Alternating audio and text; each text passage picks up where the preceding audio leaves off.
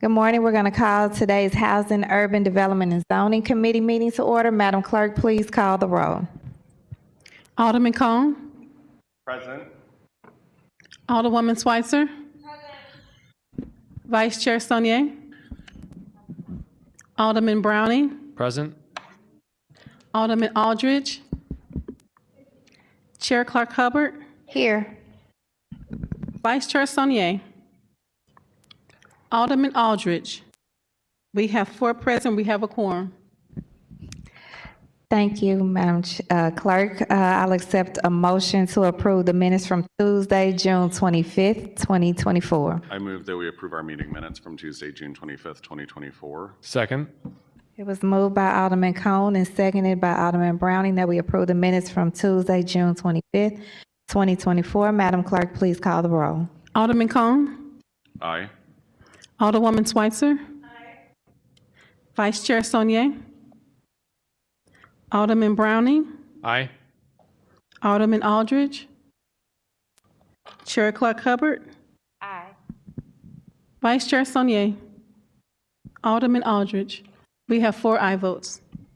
All right, with that, we've approved the minutes. We'll move forward in the agenda to item number 1, Board Bill 13. Alderman Cone, you're recognized.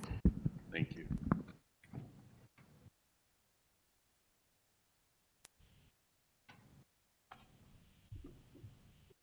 Good morning.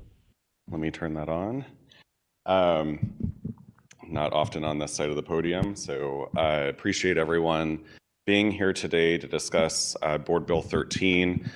Board Bill 13 is an amendment to the zoning code to add a section creating certain exceptions for parking, height, and area regulations within the zoning code related to the Green Line rail line that's we're putting in for the North-South Metro expansion.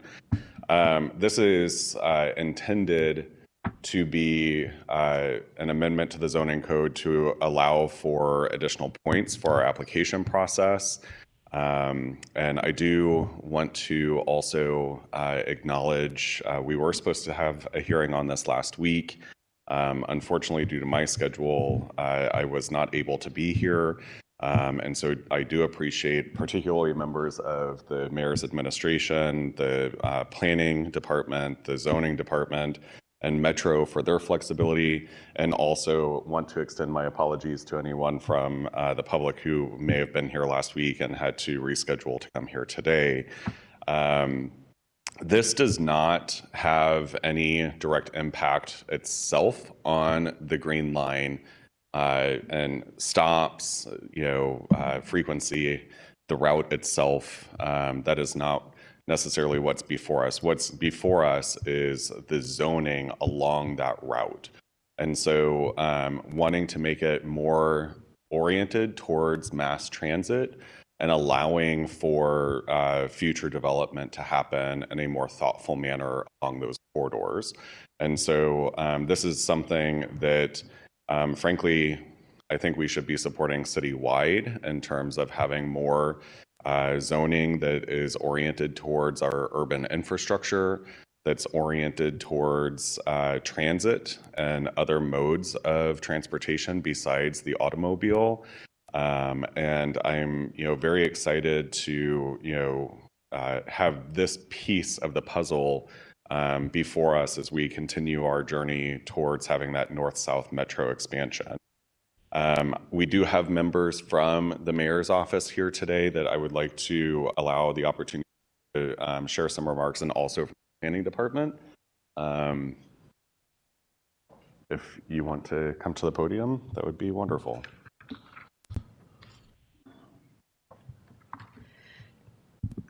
Good morning, and for the record, my name is Casey Milberg. I'm the policy director in the mayor's office. It's very nice to see you all today. And first of all, we want to thank Alderman Cone sincerely for carrying this legislation, and all of you. We've heard so much positive feedback on it, and so many of you made time over the last couple of months to visit with the Planning and Zoning Department, with our fantastic city staff in our office to learn about this bill, about this project, about what this proposes. So I just wanted to do a high-level overview of a lot of the good that we see in this, what Board Bill 13 is, what the Green Line, and just the thinking behind this and how we also see it as a bit more of a blueprint for the city in some ways. So the Green Line is a transformational transit project to connect residents to growing job centers, educational opportunities, healthcare services, to help make St. Louis more equitable and thriving for all people. It's also a hope to spur economic growth to help make St. Louis more competitive and attractive to new residents and businesses. In February of 2024 is when East-West Gateway officially adopted the route. And this bill is before you today to support the Green Line demonstration to the federal government, with the hopes of improving the city's evaluation through that. In the fall, Bi-State, in collaboration with the city, does plan to enter into project development with the Federal Transit Administration. One small part of that evaluation is how well policies like our city's zoning will support ridership. And so incremental transit-oriented improvements to the code along the entire corridor can help support this project's overall success. And so Board Bill 13 does this in a few ways by looking at the entire Green Line corridor, by proposing 3 modest zoning changes within the half-mile radius surrounding the whole corridor. Those are reducing minimum parking requirements by certain percentages in certain zones, creating the conditions for more housing by reducing minimum lot area requirements in certain zones by certain percentages, and allowing for slightly denser commercial and residential development by a modest increase of the maximum height in certain zones. It's really important to note that the changes don't create any new restrictions or requirements. Each change adds flexibility. And I think something else that's important to stress too is that even though these are modest changes, we do look at these as seeing these are changes that have broader interest and broader application at some point in the future in the city. We've heard this from alderpersons, from community advocates and others. So this exercise has already given the city some valuable experience in pursuing these kinds of changes on a broader scale. But again, the proposal today is just around the corridor for the Green Line. So again, thank you so much to Alderman Cohn for carrying this, for all of you for considering this, and for graciously providing your time to us this morning, for planning and zoning staff, East-West Gateway and Bi-State teams, and to the many community groups who have taken time to engage. So happy to turn it over to planning, who I think has a wonderful presentation this morning for us. Actually, before we do that, I do want to acknowledge this has been through the Planning Commission already. And so I introduced this bill earlier this year, and throughout the process, you know, there's been community input. One of those stages was during the Planning Commission meetings, and there was feedback given by residents at that point in time. So part of the delay that we've had in this particular board bill was I had requested the mayor's office and the planning department to meet with the residents who showed up at the Planning Commission to have discussions around their concerns and see what we could, you know, incorporate into the board bill or into future discussions as well. So I do want to just acknowledge that, you know, there has already been some public discussion around this, you know, board bill, this initiative, and would turn it over to Miriam from the Planning Department. Thank you. Good morning, Chairwoman and members of the committee. For the record, my name is Miriam Keller with the City of St. Louis Planning and Urban Design Agency. I'll provide just a very brief introduction and actually invite my colleague Scott Ogilvie to come up and provide a little bit of the context for the specific regulations described in Board Bill 13. The presentation that we've prepared for you is kind of a concise summary version of what was presented to the Planning Commission when this was first kind of proposed for their review. And it will share just a little bit of context about transit-oriented development and specifically the role of zoning in TOD, provide an overview of the regulations proposed by Board Bill 13, and then share a little bit more about the specific feedback that we've received through the community engagement and outreach that we conducted as a planning staff together with our colleagues in the zoning section of the building division. So with that, I'll invite Scott. Thank you, Miriam. Good morning, Madam Chair, members of the committee.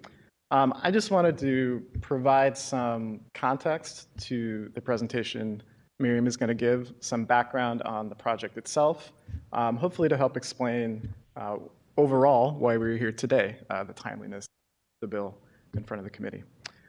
So throughout late 2022 and 2023, an assessment of the North Side South Side Metrolink alignment was co-led by Bi-State St. Louis with the goal of developing a feasible and competitive project alignment which responded to the changing nature of transit ridership and commuting after the pandemic. The result of that planning effort was the updated Metrolink Green Line route, Jefferson and Parnell alignment, which was adopted by East West Gateway as the region's locally preferred alternative in February of this year. Subsequent to that action, the City of St. Louis Planning Commission adopted the updated alignment into the city's strategic land use plan this April. And compared to prior routes, the route primarily changed in the middle section near downtown, staying on Jefferson Avenue between Chouteau and Cass, rather than heading east into downtown. It would still run from Jefferson and Chippewa on the south end to Natural Bridge and Grand at the corner of Fairground Park on the north, just like previous alignments adopted by East West Gateway. There are currently 10 proposed stations along the route, including a passenger transfer station and connection to the Metrolink red and blue lines via a new station at roughly Scott Avenue. In late 2023, Bi-State brought on what's called a project management consultant to help manage the development of the Green Line project. And that team includes significant expertise in developing major transit projects across the country. And in 2024, Bi-State hired a design engineer to advance the engineering of this project from where it stands as of this spring, around 15% conceptual level design, to 30% design this year, and eventually to 100% design as the project completes NEPA environmental review. And of course, we have Bi-State behind me, several representatives, Talby Roach, Jessica Gershman, and John Langa, who can provide additional information about the project itself. So it is common practice today, and it is also a best practice to align local land use, zoning, and incentive policy to encourage transit-supported development near station areas of light rail projects. Additionally, the Federal Transit Administration, FTA, expects communities seeking major project grants through the FTA to take local policy action that supports transit-oriented development. This includes important concepts like preserving affordable housing in a project corridor, and over time allowing for an increase in population in station areas. The FTA expects these policies to be in place in advance of construction, and indeed, local assessments of transit-oriented development policy in the region have reached the same recommendation, that policy steps should be taken in advance of project construction to build momentum towards a project even before turning a shovel. So I will wrap up by mentioning that after many years of project planning, the Metrolink Green Line project is moving out of the planning phase and into the action phase. It's going from idea to a much more tangible reality. Just last week, the FTA accepted the project into what in FTA language is called the project development phase. This begins an extended official technical dialogue between the FTA and the project sponsors.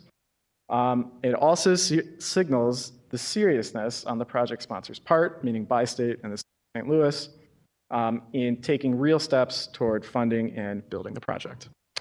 So without further ado, Miriam can talk about the board bill before us. Great, thank you. I think at this point we're ready to skip ahead a few slides to perhaps the slide with the map, the first map. Yeah, great, thank you so much. So as Scott was describing, this is now the locally preferred alternative as adopted by the East West Gateway Council of Governments Board. And this map shows the 10 stations that are adopted as part of that alignment. Next slide, please.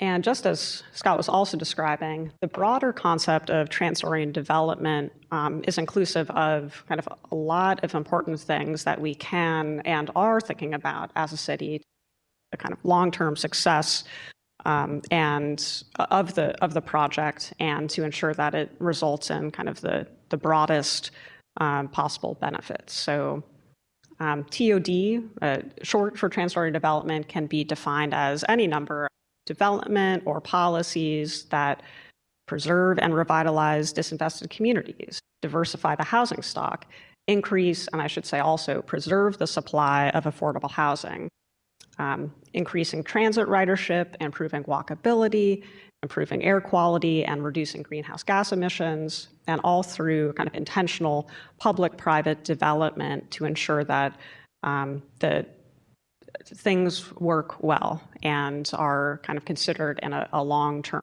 lens. On the next slide, kind of highlighted how zoning is kind of one among many tools in this broader concept of transit-oriented development.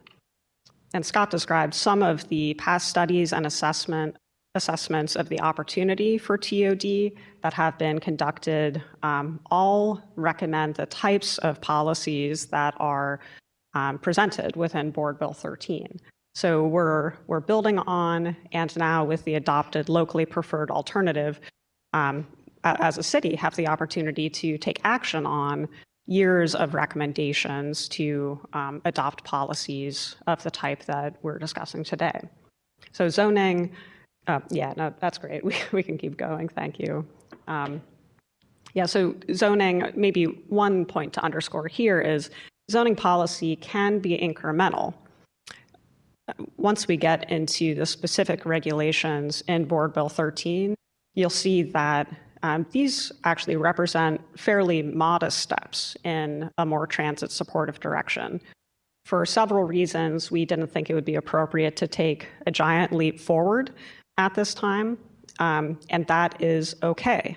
The city can continue to take kind of steps in the right direction and kind of create a more robust policy framework for TOD as conditions allow. Next slide. So now I'm going to just quickly describe the specific regulations proposed in Board Bill 13. Next slide.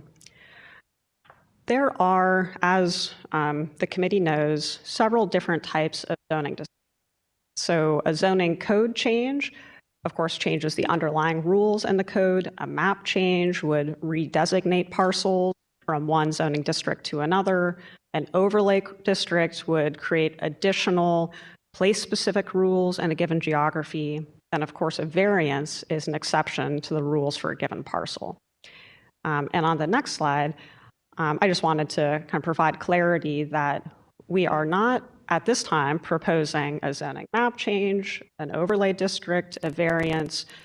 Specifically, what is presented in Board Bill 13 is a modest change or amendment to the zoning code. And just as Alderman Cone stated, this has gone before the Planning Commission before entering the legislative process at the Board of Aldermen.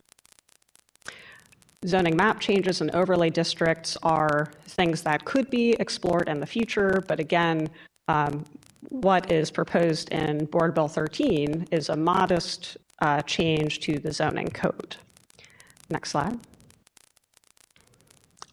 The three specific proposed regulation changes in Board Bill 13 are summarized here on this slide. So this would apply to parcels within a 1/2 mile radius of just the 10 proposed stations that are part of the formally adopted locally preferred alternative. And the changes allowed would simply be allowing for additional flexibility on these three types of zoning regulations. So a little bit less parking would be required than is currently required. And that parking flexibility would only pertain to the types of uses that we would be trying to encourage as transit supportive uses and development. And it would only apply in zones B through H and in zones J and K, because those do also allow for the types of uses in certain cases like housing or office or grocery or restaurant that we would be trying to, as a city, kind of allow and encourage near transit stations throughout the Green Line corridor. So number one, a little bit of parking flexibility. Number two, allowing a little bit more density than is currently allowed through our lot area requirements and also floor area ratio requirements. This would apply only in zones B through H, which are our kind of modest and somewhat higher density residential districts, and in our mixed use districts that lie along some of our main commercial corridors. And I'll, in a moment, we'll flip to a map so you can see what I mean. So the current restrictions for density vary by district and vary by types of use. And so that is why you see kind of this flat 40% across the board for these uses to just, again, encourage them and provide flexibility for community members and those doing development to provide some of these needed housing and neighborhood services around transit stations. So number two, density flexibility. Number three, height.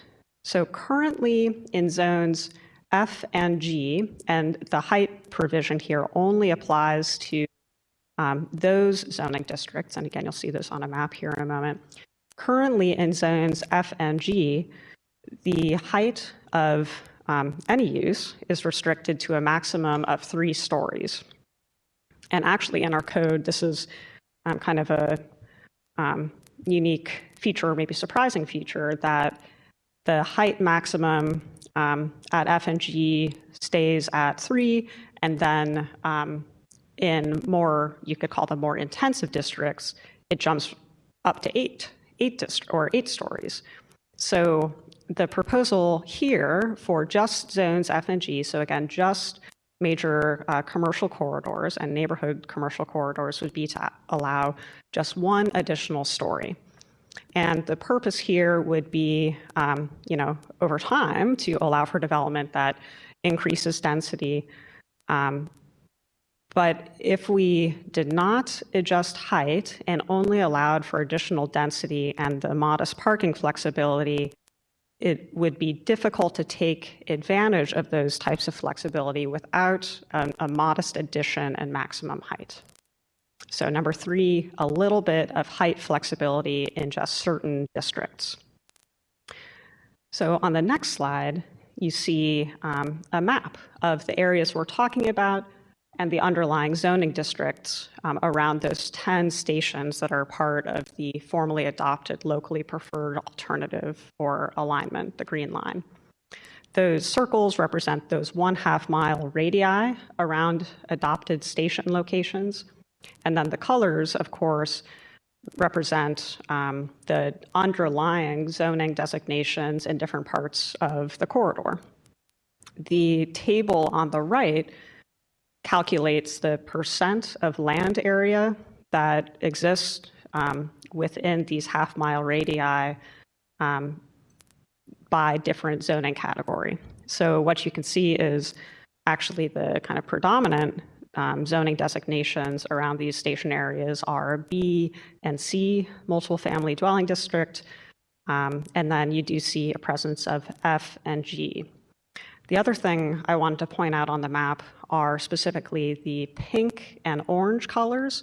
Those correspond to the F neighborhood commercial district and G local commercial and office district, where that additional maximum height is proposed to be allowed.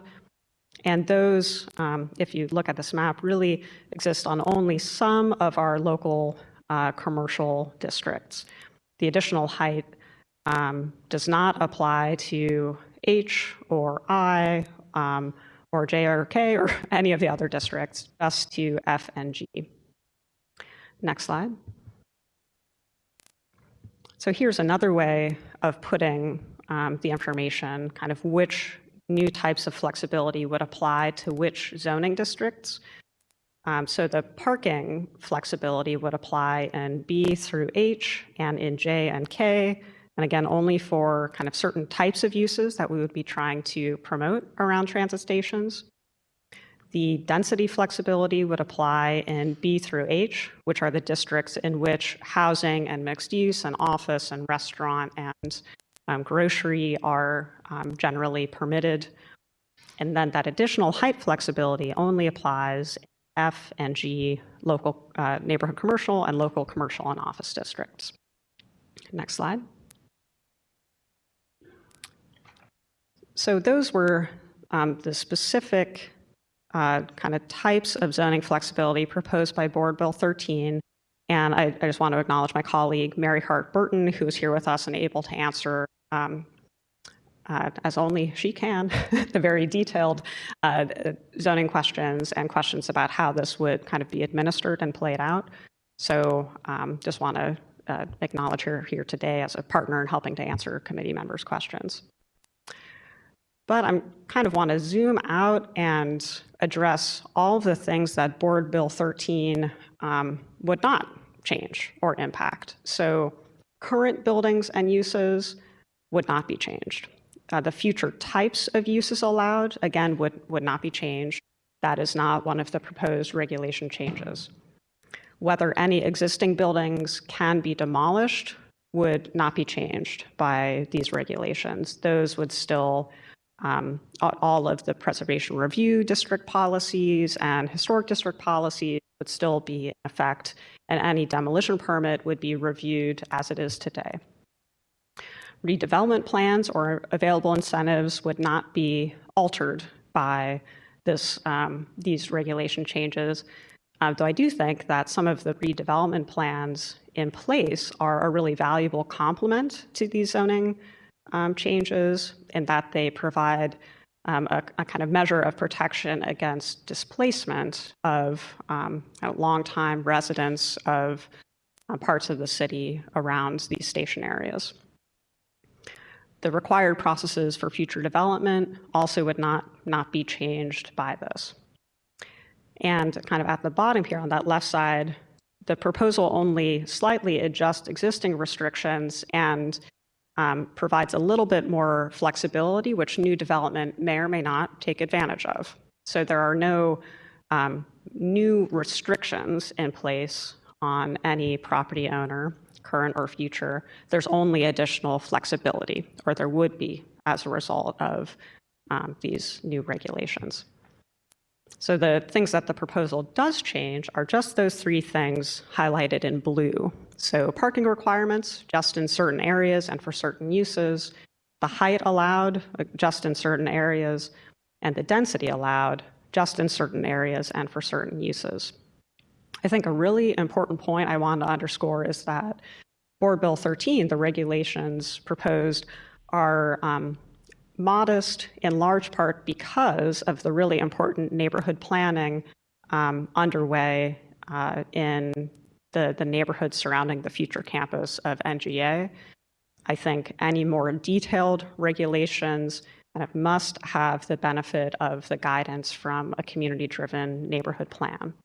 Also, as this committee knows, we're in the process of updating the citywide strategic land use plan. I think that's another type of plan that would provide really valuable guidance for any more detailed approach to the regulations. Next slide.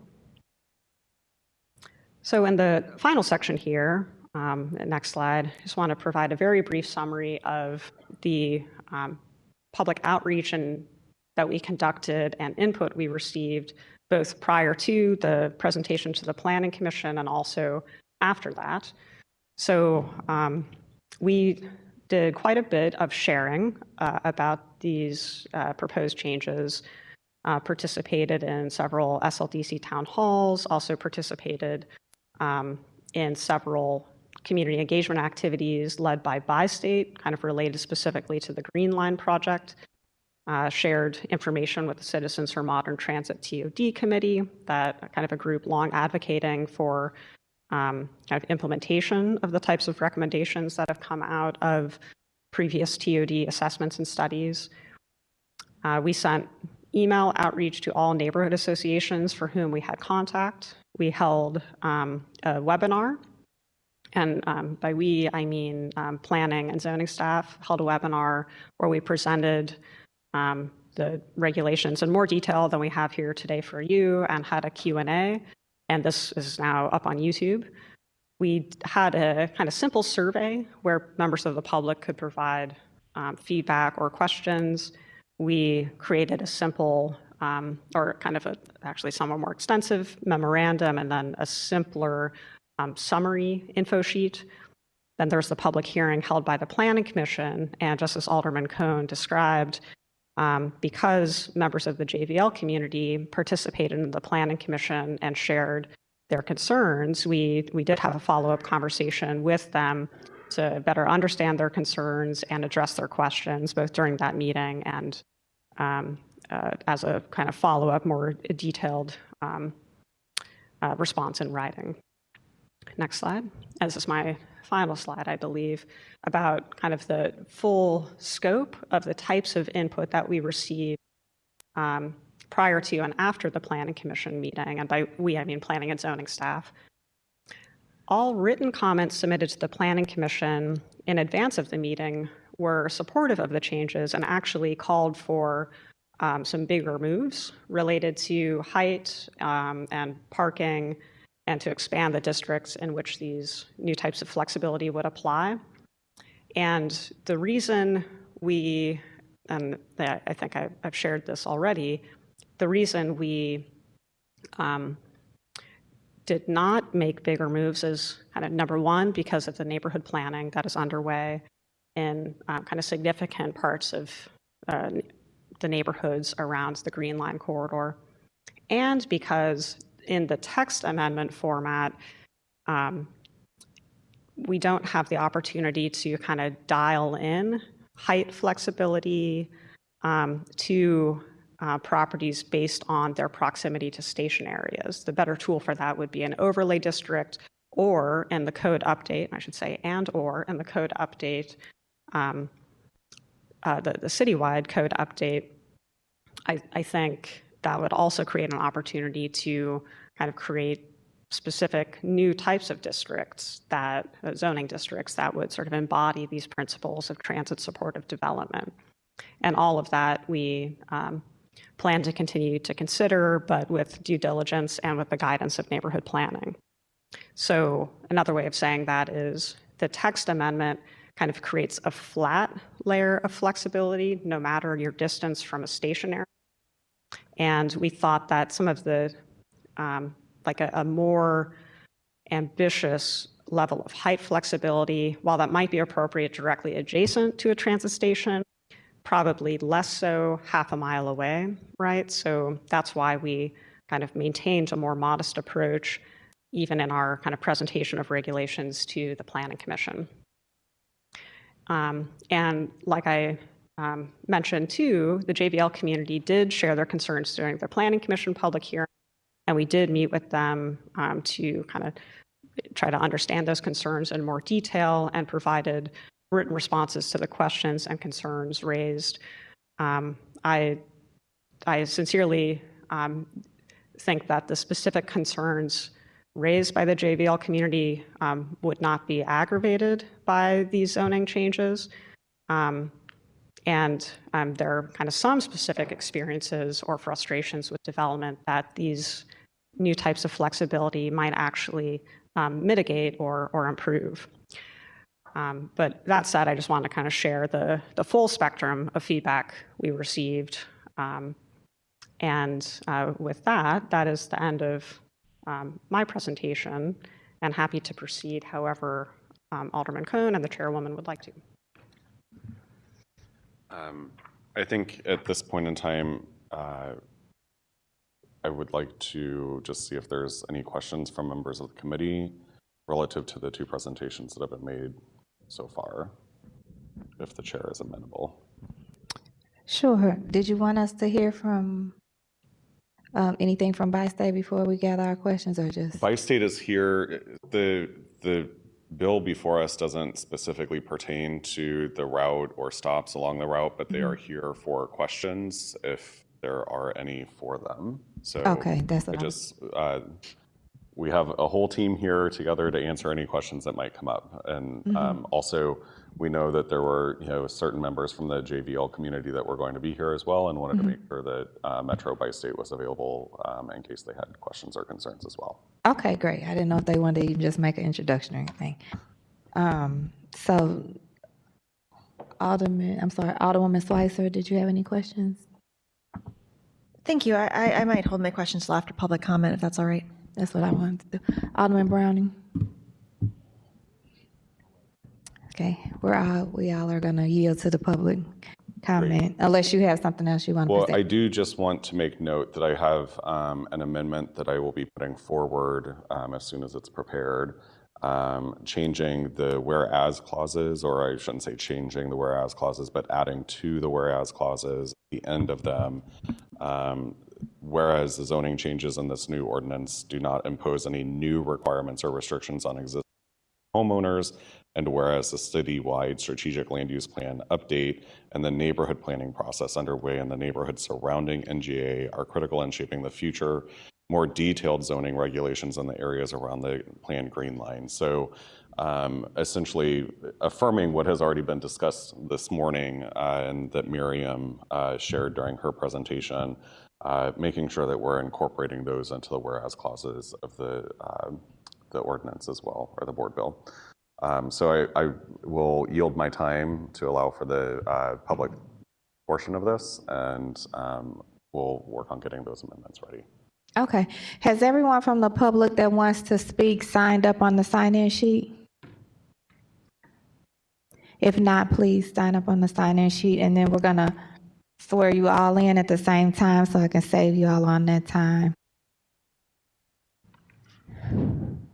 STLTV, is there a way to hold one of the slides up on the screens for us in here while we're hearing from the public? Or will that impact the live streaming?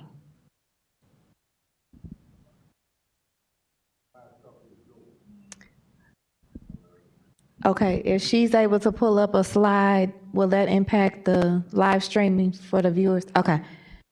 Madam Clerk, can you pull back up the FAQ slide which shared what Board Bill 13 does not do and does do?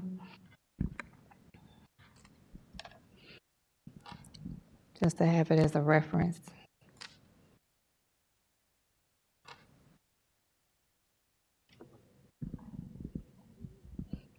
And thank you to the public that has taken the time out today to engage in the process this way. You know, you hear me say it all the time. The only part of the legislative process that we're able to hear your voice. And so we just appreciate that you all are committed this way, right? And being able to take the time to be here makes a difference. Okay, everyone that's gonna speak, if you could raise your right hand. You swear to tell the truth and whole truth, so help you God. All right, Okay. Madam Clerk, we can start with the names. Our first speaker is Talby Roach, in support.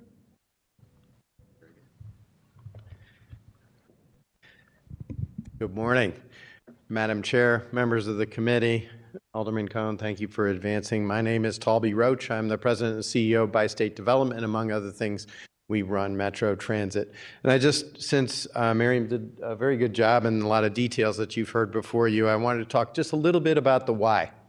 Why do we support these kind of things? And really, essentially, it's about people. One of the statistics that I like to use is from the Bureau of Labor Statistics about a normal consumer expenditures, about what normal people spend on their everyday expenses. 32% of that expenditure is what everybody knows, housing, right? But the other 15% is transportation. And essentially, by moving board bills together like this and thinking about our community differently, what we're doing is we're supporting the fundamental people who live in the neighborhoods, who take transit, who move throughout our city. So this is a very critical and important stage about supporting the fundamental people of our city. Of course, transit-oriented development increases options, including walking, cycling, all of those different aspects. It's a greener, friendlier kind of development pattern, but most importantly, it's also an equitable development pattern. What we have seen through these kind of zoning efforts across the country and with transit is a link of individuals to jobs and schools. As a matter of fact, one more very quick statistic of our fundamental St. Louis Metro customers, 74% of those customers earn under $60,000. And the fundamental piece of that statistic is telling you, who are we moving in transit? We are moving the regular people who are making St. Louis work. And of those peoples, work is the key word, because 81% of those people, 81% on Metro Transit today, are taking transit to jobs or school. This is about access and opportunity. TOD is just one of the very important pieces of a layered system where we work together to change our community. Really do appreciate the committee's hearing this morning. Is very important aspect. We are, of course, here, want to reach out, talk to community members, be sure that we can change and tune our system so that it works better for the community of today and of the future. Thank you, Madam Chair. Madam Clerk, I would like to alternate. All right. The next speaker is Mr. and Ms. Alexander in opposition.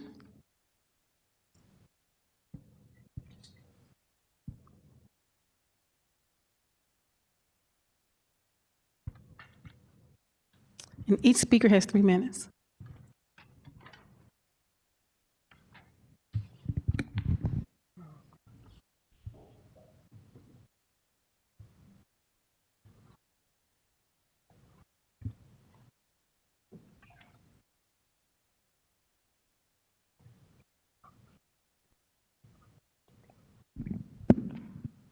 Hello. So it is now that we as voters and taxpayers get smart. This is not about politics. This is about shoving a train and zoning changes down our throats we don't want or need. This time we must link this train to the National Geospatial Intelligence Agency.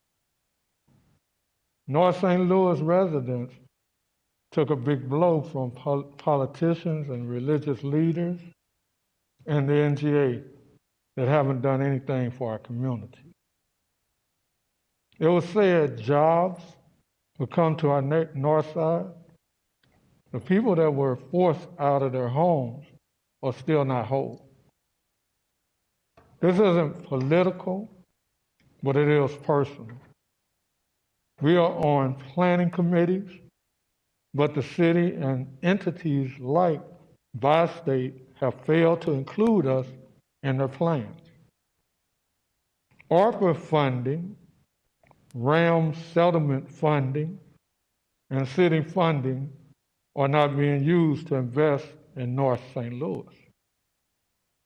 You want to bring a train and tear up North St. Louis, but you haven't invested the funding we need to make the north side look like a place all people would love to ride the new Metrolink train.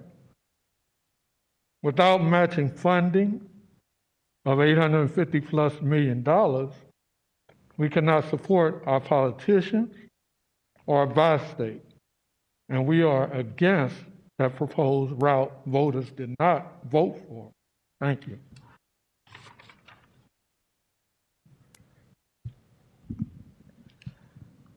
The Metro Leg Extension to Nowhere is the name our community team has agreed to give this part of the light rail project proposed to run on Natural Bridge from Parnell Street and abruptly ending at Grand Boulevard at Fairground Park. This proposed route was apparently based on a 2008 and a 2019 study where our direct community input was not included. Our direct community input. This was also based on a ballot in 2017, but on that ballot, it did not specifically have this light rail route on the ballot for the many reasons why this light rail does not serve the north side. We are in opposition of Board Bill 13, zoning changes for height, parking, and density that are associated with this proposed route. On December 18, 2023, the Jeff Vanderloo community wrote a letter to Mr. Talby Roach, President and CEO of Bi-State. You all have a copy of that. And we wrote to Mr. Jim Weil, Executive Director, and to the Board of Directors of the East-West Gateway Council of Governments. This letter highlighted some serious concerns about safety, parking, how this light rail would run right in front of our neighbors' older homes, causing structural damage. But in February of this year, 2024, the East-West Gateway Council of Governments approved this light rail proposal and erroneously stated that it was a win for all St. Louisans.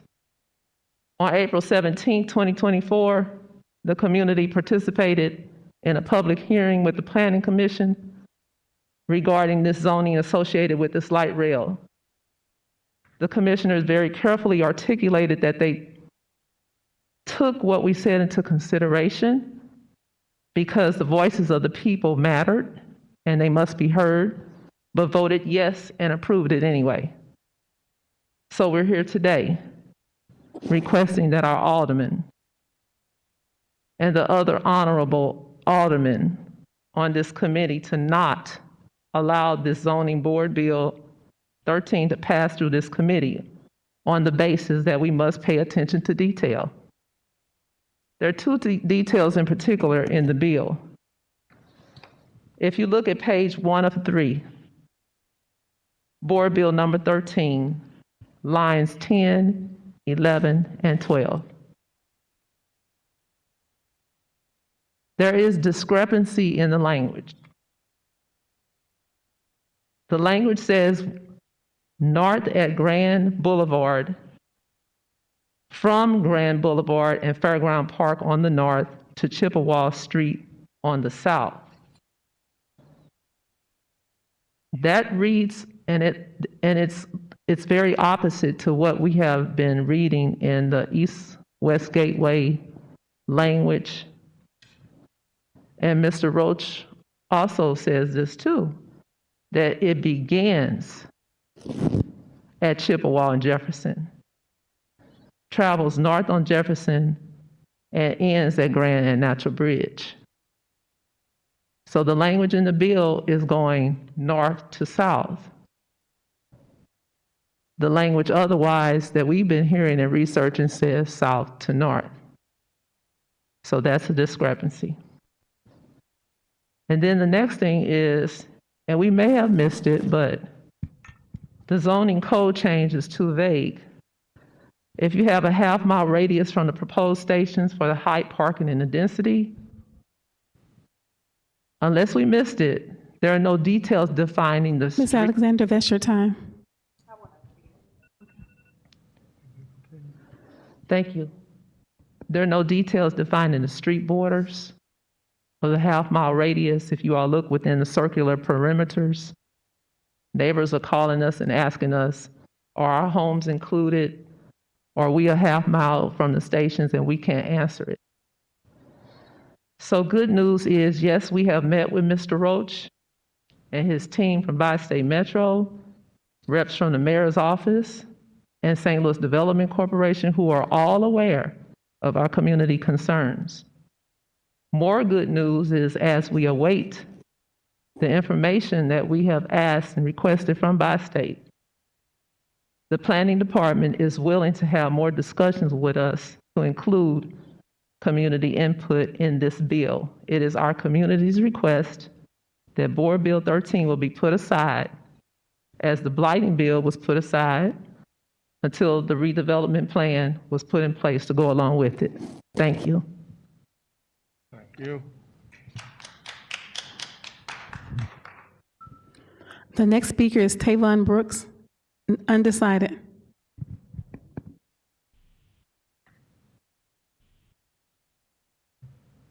Good morning, everyone. Good morning. First and foremost, I give recognition to the elements that are here. Alderwoman Clark, thank you for recognizing and giving her respect, to give her a little bit more time.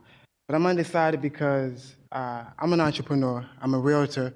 I love development in our community, but I'm undecided because some of the things that I'm hearing from the presenter was inaccurate, the community input. So I feel like if you're really going to say that about you want the community's input for a development, which I think should be in the community, at least come with accurate information on at least involving the community in it. Now, again, I don't know their plan, Mr. Roach, but I think he has some benefit to it. Transportation, we need it. However, again, the data is inaccurate. According to the mayors, what the realtors use in the neighborhood, only 16% use transportation in that area. Everybody else drive. My question again goes into who is it for? Again, I'm for development.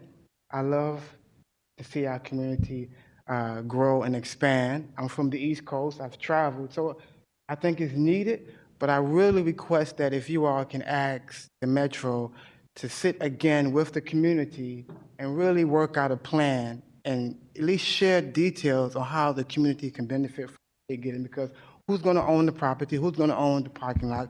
Why are you changing it on the main street? So I feel like it's a plan for something else other than the community. So if I'm wrong, can you all again come to the community and have a conversation at the table so we can feel comfortable that the developers are doing it for our community? Thank you.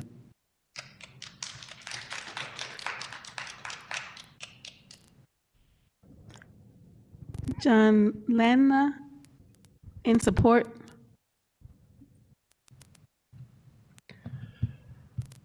Good morning. My name is John Langa. I'm Vice President for Economic Development with Bi-State Metro, and I'm here to speak in favor of Bill 13 in support of efforts to update bulk design standards along the prospective Green Line light rail corridor.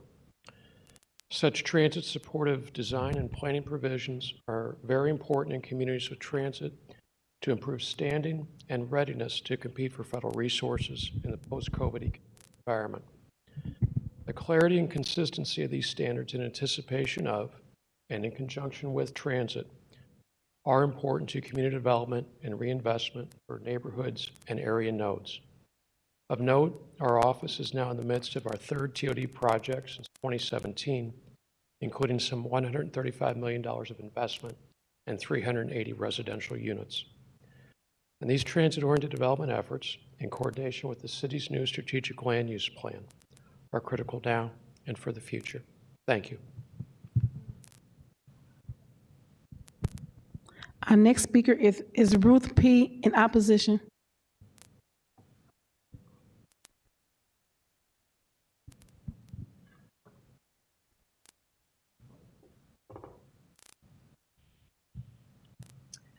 As the church say, I like to, I would say welcome you into each everyone in their respective places. But I will come before you with this, since I'm not at church. Police power, eminent domain, plus use zoning. Powerful. Who is benefiting and who is being destroyed? The last 3 days, I did research on the purpose and power of use zoning coding. And I discovered through my crash course that it can build up or destroy. When it is correctly applied, it builds up. When it's incorrectly applied, it destroys. When it's benefited, I discovered that the scale does not lean toward the homeowner, but it leans heavily toward the investors and the developers. And that's through my research.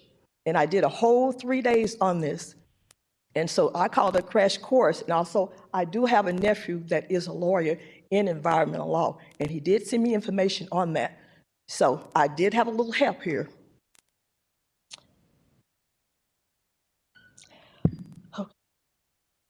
Some neighborhood, just because a developer or an investor did not know the community, end up making bad judgment. And through that judgment, the community is destroyed. We are people that pay our personal, real estate property tax, and yet we have other people that makes the decision. We have to do the repairs in our community, in our neighborhood. Yet other people can override our decisions. So it's something wrong with that system. Maybe it's a system that we should look at because it's not benefiting the homeowners and the people in the neighborhood. It's fine if I talk to my neighbor and we have a disagreement and we come to an agreement, but to have people that don't even live in your community that make a valid, a life-changing decision. Who knows our community best? Those who live in the community. Do you believe I, who do not live in your community, not visit it, should come into your community and then say, these are the changes, or the changes we didn't collaborate on, and you're welcome. Enjoy it and go on about your business. But you know who's left with dealing with the changes that happen? The community. So if the community is destroyed, then we, JVL, have to live with it. Now, we're not against suggestion and changes because we know the future must move forward. Otherwise, we'll stay in the past, and we're for the future. But it's a future that we know what our community. It's not a future that someone that's come outside and make a decision that I have to live with, and they go home and live in their home, in their neighborhood. So if I could go to their neighborhood and we could just do an exchange, and they live in my neighborhood maybe for a year or two, then we can really talk then. Ms. Ruth, That's all I have. Thank you. Thank you.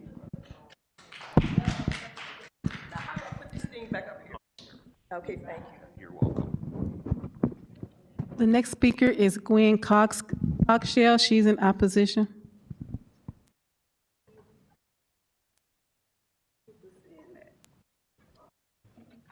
My name is Gwendolyn Cox. I'm an outreach person for University African People's Organization. I'd like to thank you for saying live, not live, survive in our neighborhood with no economic development, with no living in food deserts. And now I was there 30 years ago when the bi-state, we fought tooth and nail to get the North Side expansion. I was with Acorn. I sat on the board. We protested and protested. Nothing availed from that. Now you want to bring it over there. I was on the bus stop with my mother 50 years ago, and I asked her, why are these buses passing up our neighborhood? She said they called express buses. I'm sorry, but I had to look at them. They called express buses. Those buses, when you all had it set up where you bought them people from St. Anne and you got them downtown to their office in 15 minutes while you passed up our neighborhoods, but you got those people from out there downtown in 15 minutes. You talking about outreach, and you talking about you did outreach and you got 5 people over there out of 330,000 people that live in the city of St. Louis. How much was in the budget for that? I'm against this board Bill 13. I'm just passionately against it. So I just want to say that I'm worried about the station. I'm worried about that area where you're talking about stopping it, because we got 2 schools that have been closed. And you're talking about jobs and schools. All our schools have been closed. And like the brother said before, 16% of those people are driving. So who is this for? Let's be plain and simple. Let's just get down to it. It's because of the NGA. You want to get them people from the south side and to the north side. Because back in the day, we had to ride the buses because you was finna cut off. Bi-State was finna cut off the Grand bus and the Kings Highway bus that connected the north side to the Metro Link. You tried to cut that out saying it wouldn't use. We had to ride the bus for 5 days forward when you said they weren't needed to prove to the public that those buses were needed. And the reason you were doing it was to cut us off from that Metro Link. But the argument we had is that you're cutting us off from the Forest Park Community College, Bow Valley, all the hospitals that was on the south side. So I'm against this board bill, and I'm against spending this $1 billion. If you want to get them people from the NGA back and forth, send them an Uber.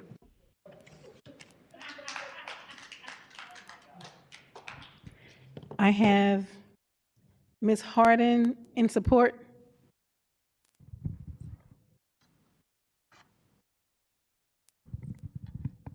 You said she's in support? Yes. She's, so are you in support or opposition of Board Bill 13? Yes. I'm sorry, we gotta have it for the notes. And I don't want to assume, but I did see you with other people that were in opposition, but we have you noted as in support. So we want to make sure we're clear for our notes. Are you in support or opposition of Board Bill 13? Opposition. And can you raise your right hand and swear to tell the whole truth and nothing but the truth to help you guide? Yes, ma'am. Please proceed. Hi, my name is Tina Harden. I lived in JVL mostly all my life, but I built a house over in the JVL. Been there for 15 years, but I went to Vashon High School, Sumler, Sodans, all the school around there. How you doing, sir? It's nice seeing you again. I'm kind of against it. For a leader like me, we don't want the activity back in our neighborhood. It took us a long time to clean up our neighborhood. Now, we didn't clean up this neighborhood real good, and we want to see the development over there. But then when I see how the bus stops are so spread apart from one another, it's like on every corner, and then you got a lot of vacant lots. You got a lot of vacant buildings. You know, it's not a lot of lighting. The Metrolink, I ain't rode that in so long. I forgot how I feel because there's so much killing, so much shooting going on, and I'm against that. But now the way how they setting it up, I love it. You know, you have to be able to show ID, get checked, go through the gun thing. That's excellent. But then over in our community that we done built up, and then get our input on it. Just don't do what you want to do. Because the people that's in the community that's building it up know what's best. Not the people that's out of town come in and say, I'm going to do this and that. And for a good example, when these people from out of town came, demolition, destroyed a building next to my house, guess what happened? It fell on my house. So when I started looking for help, guess what happened? I don't get no help. These people that went out of business, so-called. But the people in our community, our leaders, I can't get help from them. So we need to stop letting these people come in and do whatever they want to do and then burn the hell out. Because we are disappointed. See, I'm raising kids that's a computer, love building computer. Now I'm telling them one came on and say, young man, hey, join our team.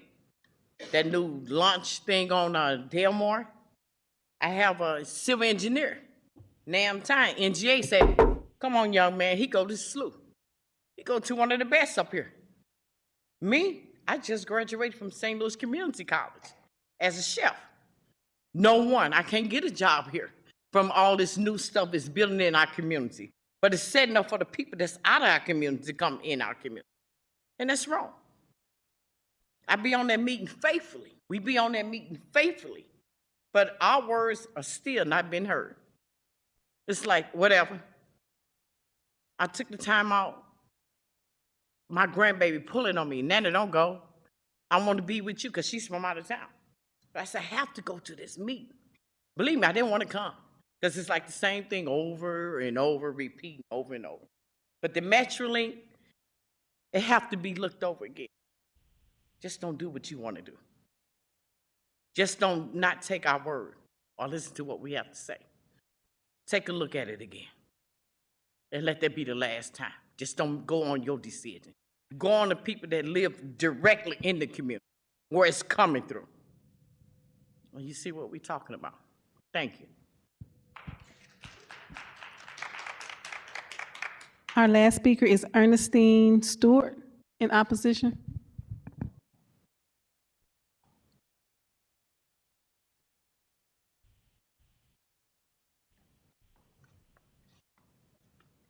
I need to raise my hand again. I'm good. I'm good. Okay. Hi, my name is Ernestine Stewart. I am a JBL member and the community. And as from the 99 bill to now, I thought the 99 bill, we were good and we were just playing. And NGA said how they was going to work with us and everything. So I'm really at a great disappointment.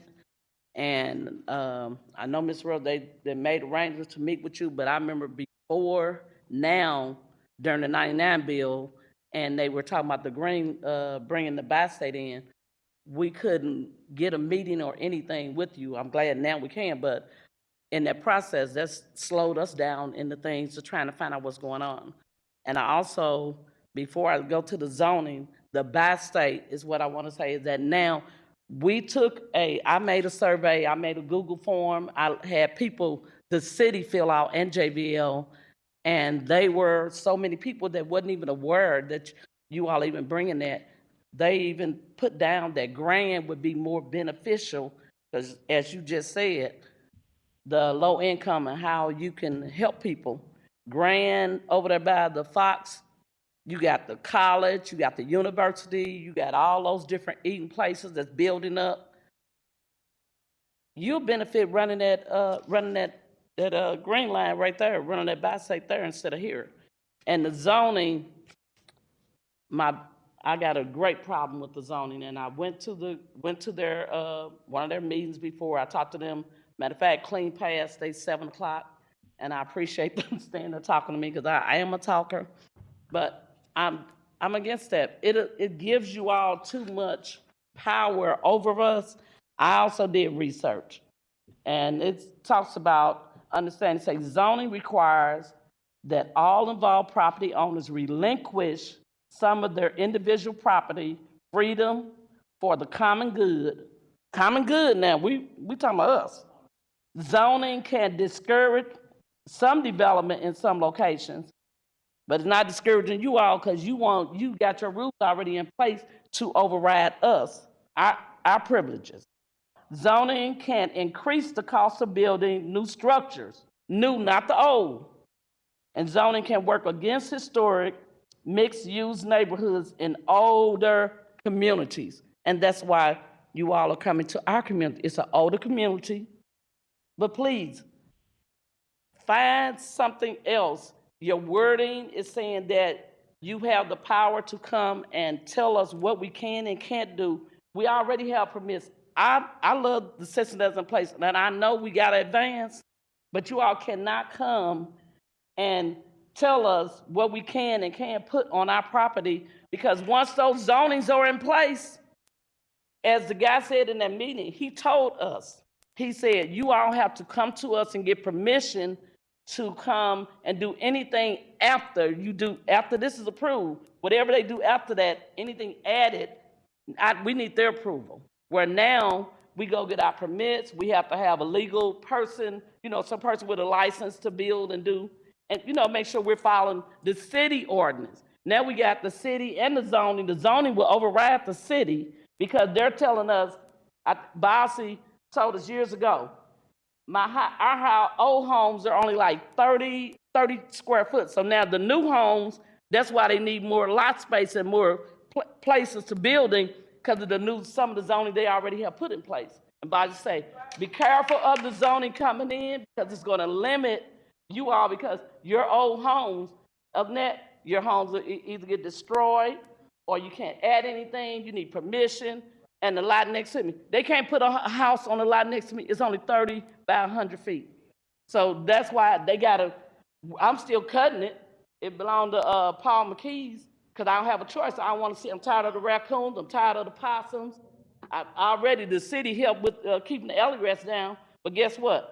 I'm suffering and my neighbors are suffering. They're not here, but I'm speaking on their benefit because they say, Ms. Stewart, please go. They say, we still working. We ain't like you got retired. I got forced in retirement because of the COVID.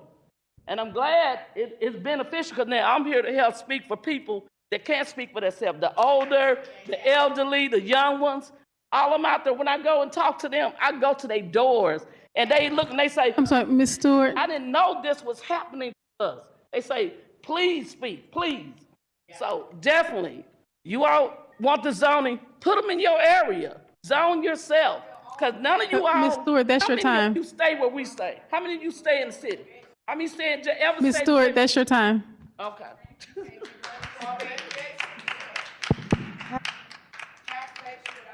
That was it? Okay.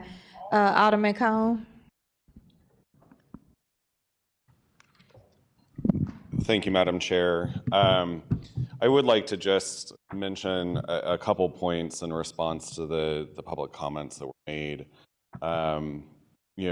One, Ms. Stewart, I hear you, and this bill actually addresses some of those concerns. So when you talk about having a vacant property next door to you, our zoning code as it is currently written, it affects the entire city right now. This is a textual change to our existing zoning code that actually would make it possible for someone to develop on that vacant lot, because right now, underneath our current zoning code, you need at least 4,000 square feet in order to develop a single family plot of land. That's as it exists right now underneath our current zoning code for the entire city. This ordinance, this board bill, would change that, and it would allow for development to happen on parcels smaller. So getting back to like creating density, allowing for higher heights, the parking requirements, currently we have minimum parking standards for development in our city. So these are things that we need to change. These are things that we need to evaluate for the entire city. This line specifically, and this board bill specifically, is to help develop and foster a more urban community. Some of the discussion involved the historic structures and how a light rail line would cause deterioration to historic structures. Almost every building that has been built east of Grand was done so when we had a thriving streetcar system in the city of St. Louis, including on this line. Some of the members of the committee were on a tour last week with Metro and Citizens for Modern Transit to view the line. Many of the homes that are built are actually built on what used to be streetcar lines. And so those homes were built at a time when we had mass transit running down the middle of our street. They're built mostly to withstand these types of things. And those are also factors that go into the design of these light rail systems as well. There was also mention, and I don't think it was necessarily pertinent this particular board bill, but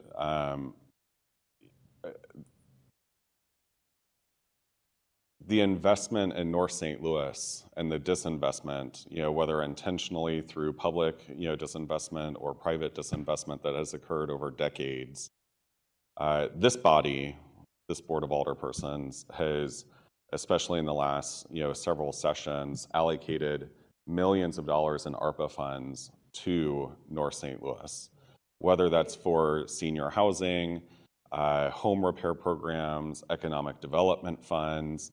I actually just left a meeting with the Heartland St. Louis Black Chamber of Commerce, where Neil Richardson, the head of SLDC, was giving updates to Black-owned businesses, particularly in North St. Louis, with respect to the funds that we are providing to support economic development in North St. Louis.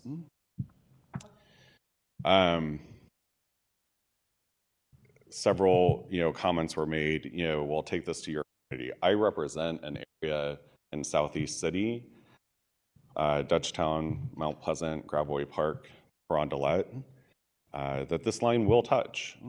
And in fact, when we started the tour, we started it at the southern terminus of the route at Jefferson and Chippewa. And for those of you that might not be familiar with that area used to have a thriving hospital system and campus, 2 different campuses. One on the south side had the old St. Alexis Hospital. The one on the north side, on the Jefferson portion, had Lutheran School for Nursing and an extension of the hospital campus. Those are closed. They are closed.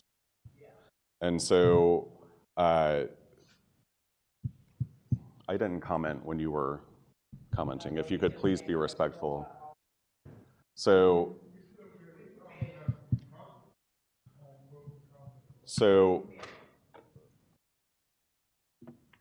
I think at the end of the day, there are a lot of discussions that still need to occur and will continue to evolve. And I think that there are also opportunities for the route itself.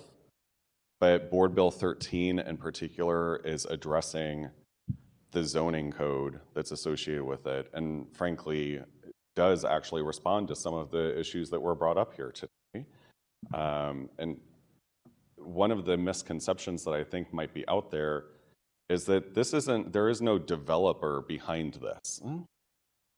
There is no redevelopment plan associated with this. This is a textual change to our zoning code, period. Those vacant lots, it's not going to offer incentives. It's not going to offer eminent domain. All of those have to be done through other pieces of legislation. This is not that. Whether or not, buildings are demolished, there's nothing in this board bill that would expressly say that a building needs to be demolished.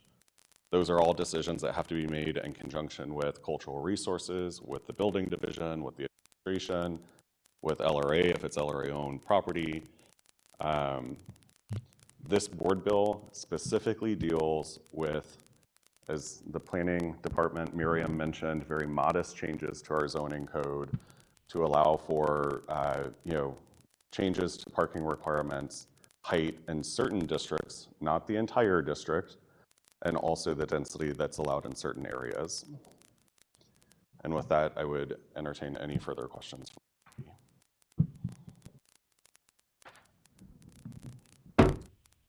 Did the administration or zoning have anything that they wanted to directly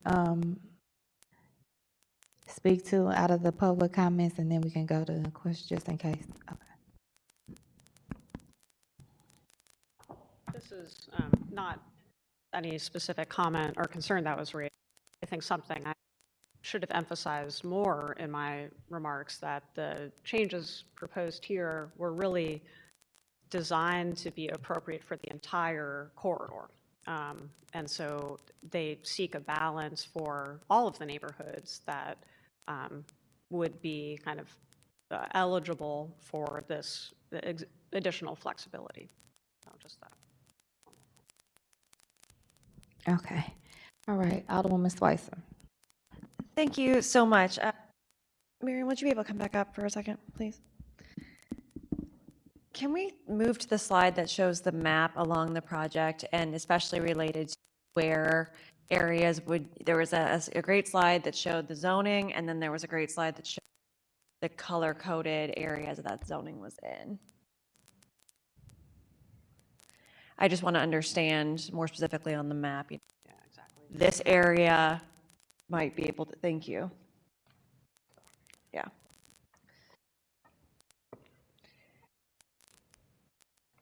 Okay. This one's perfect. Thank you so much.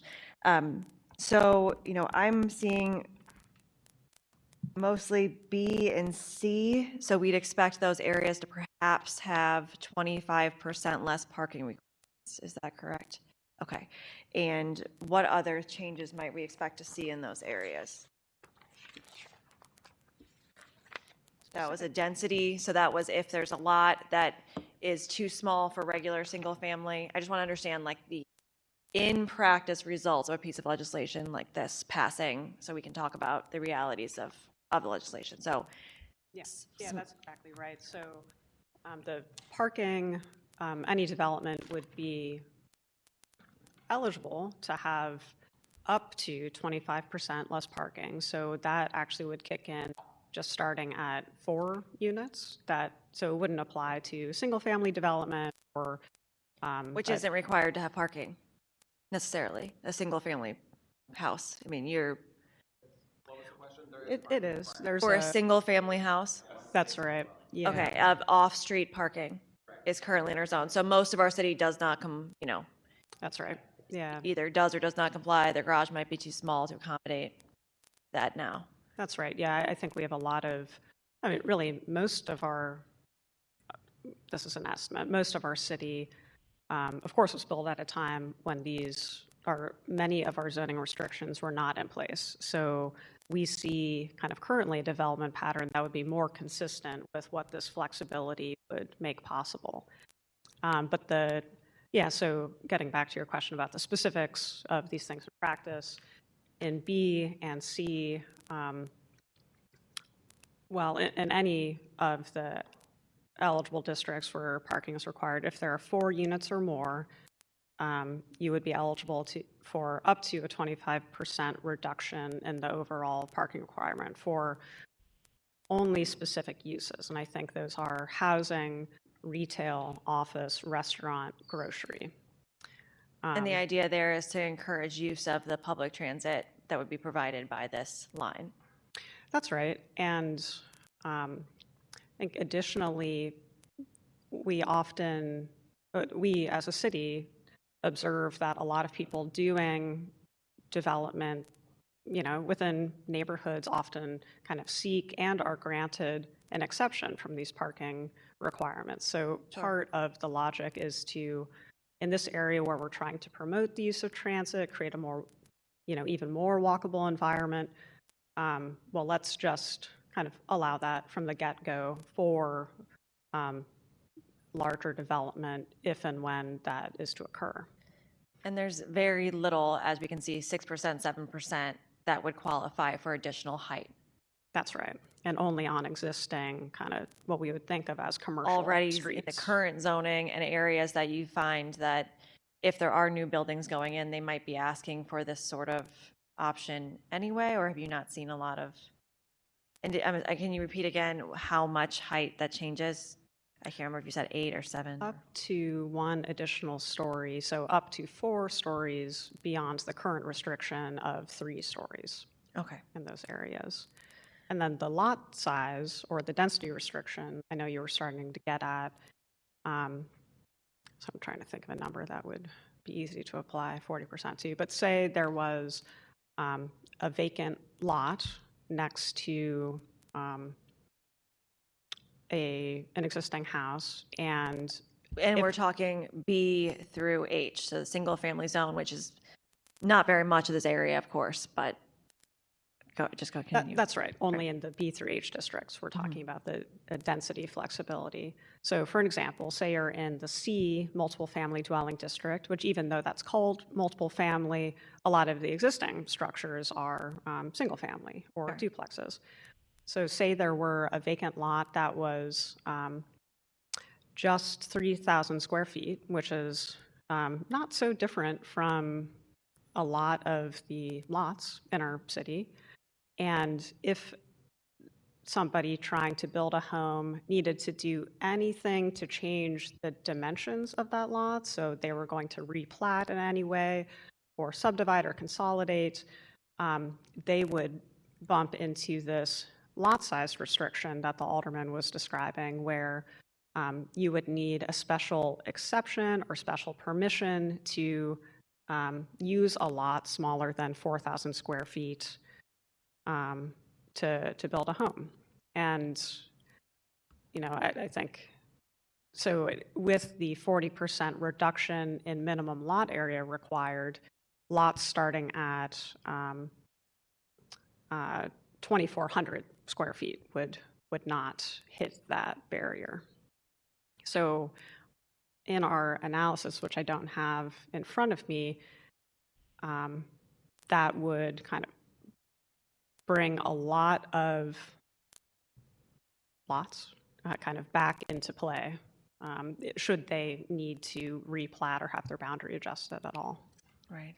Yeah, and I'm aware that that specific problem is one that the land use plan, I believe, is discussing in terms of lot size and how to build property, and something that other cities have spent a lot of time looking at in terms of building new homes, new construction, very expensive, you know, the lots, in what size your house you're going to build, what you can build, what you need to do to make it work. It's all very complicated. So other cities have been doing this sort of work in order to make it easier to build new development. That's right. That's right. Yeah, these are changes that other cities have made and have seen a benefit from in terms of reducing vacancy and taking some of the development costs out of housing development, for example. So it's that much more likely that somebody could build and sell a home at an attainable price point. I'm not going to claim that a zoning change is going to kind of fully solve our affordability challenges, but it's an important part of the mix. And some of these parking and lot size items, I feel actually would be appropriate citywide, but we're focusing here kind of in an incremental sense, given the plans for transit. Interesting. I think that the interesting thing about what you just said is about, you know, this corridor and starting here.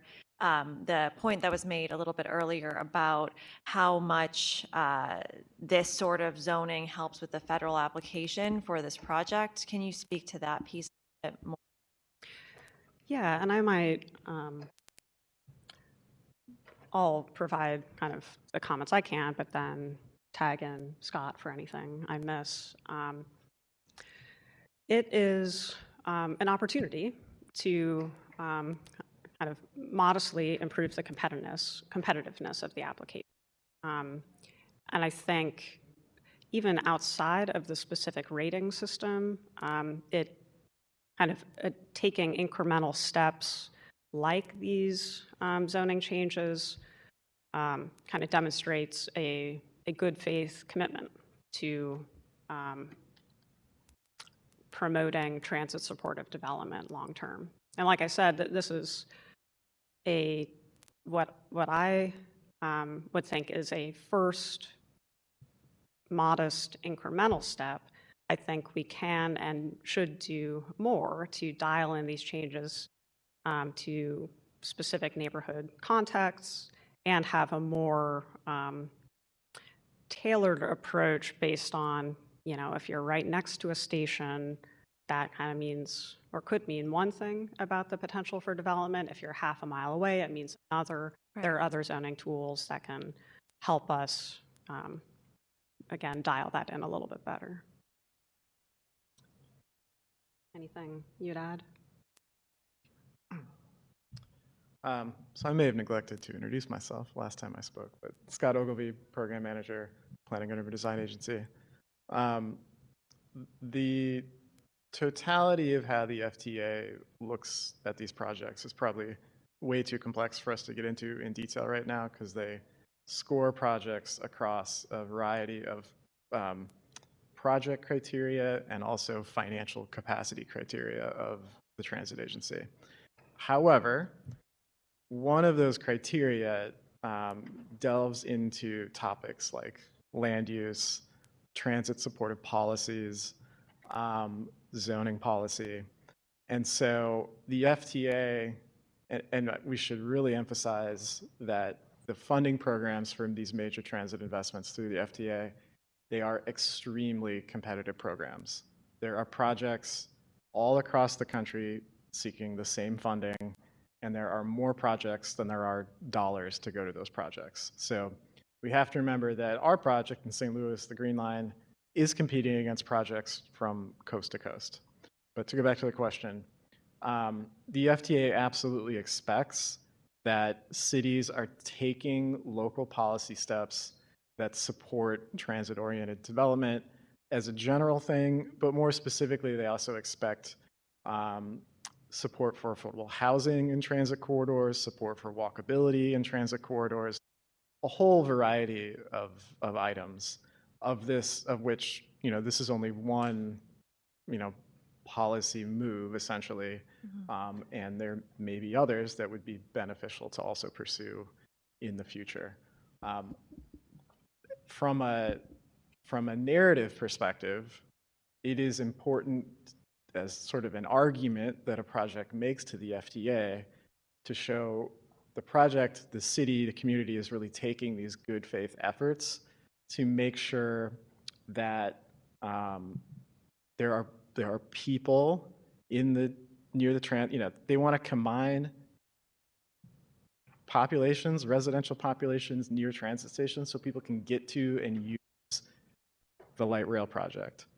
And so it is overall, this is one element, but it is very important that St. Louis and Bi-State and even the region collectively take steps towards supporting the project from a policy perspective.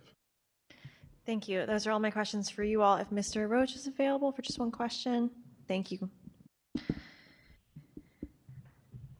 When we were on the tour, thank you for being here. When we were on the tour the other day, you mentioned riders along this corridor. Can you speak to that a little bit more?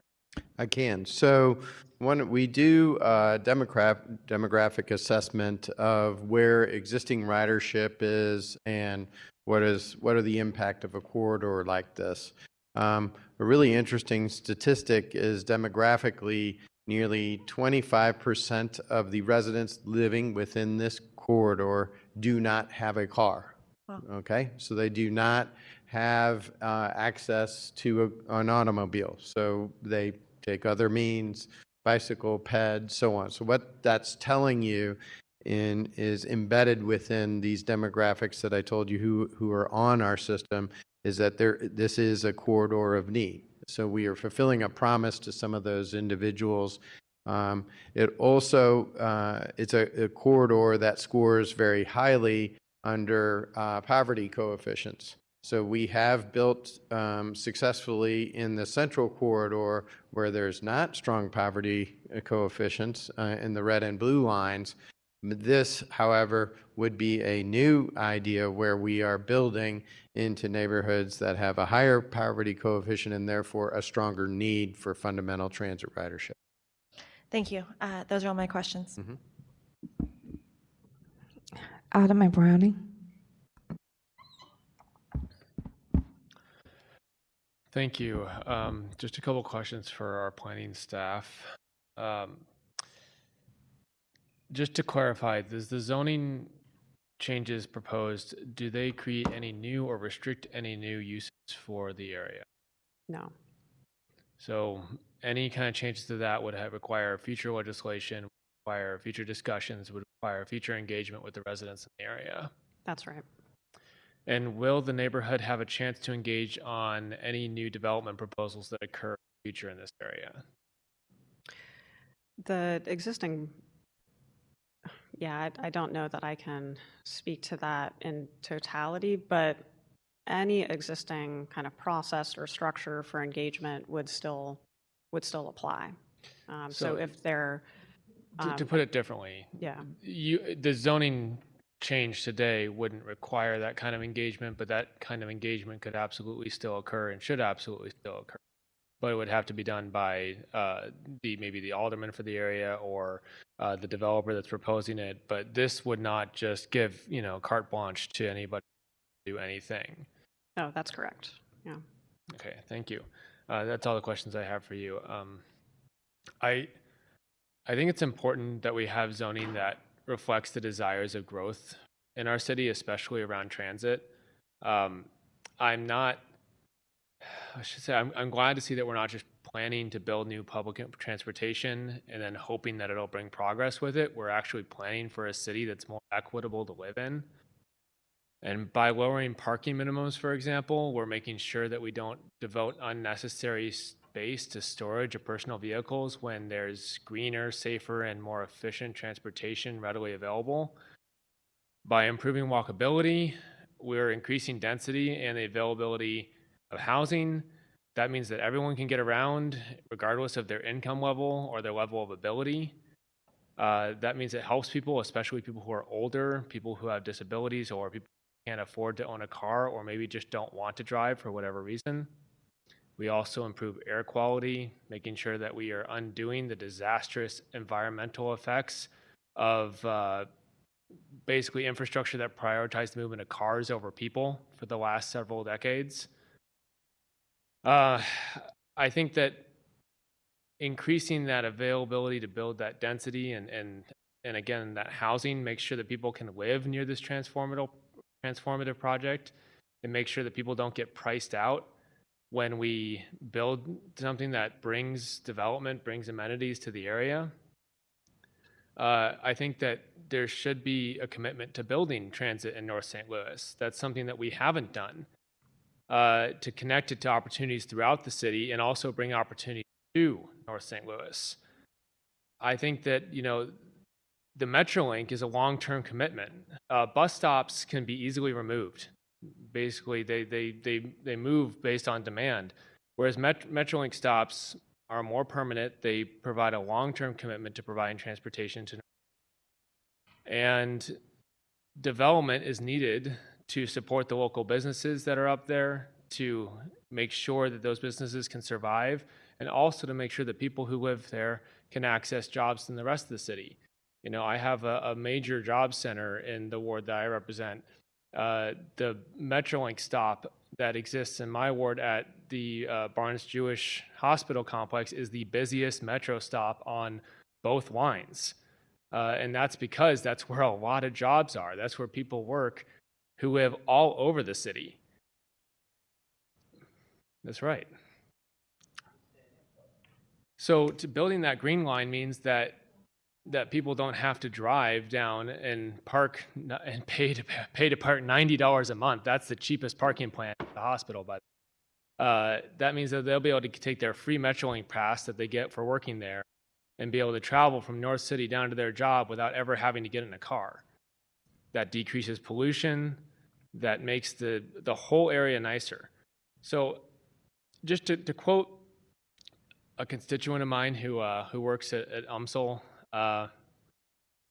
buses do not shape cities, rail does. Buses accommodate existing patterns of development, whereas rail can shape patterns of development.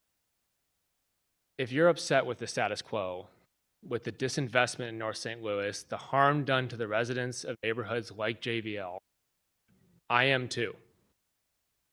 This is investment in North St. Louis. It benefits residents by connecting them to jobs, amenities, and more. I think it reduces car dependence. It decreases the cost for families. It catalyzes development, increases affordability. If I thought these zoning changes were going to be harmful to people, I would not be in support. But I understand the fear, but as someone, I personally live within a mile of 2 Metrolink stops. And I can tell you that it's helped our community grow and succeed, and it will continue to grow and succeed into the future. I can't help but think that this green line is a promise fulfilled for North City. And I want to see this get built. I understand this will help the application to have these zoning changes. So I am very much in support of this today. And clerk, please add me as a co-sponsor.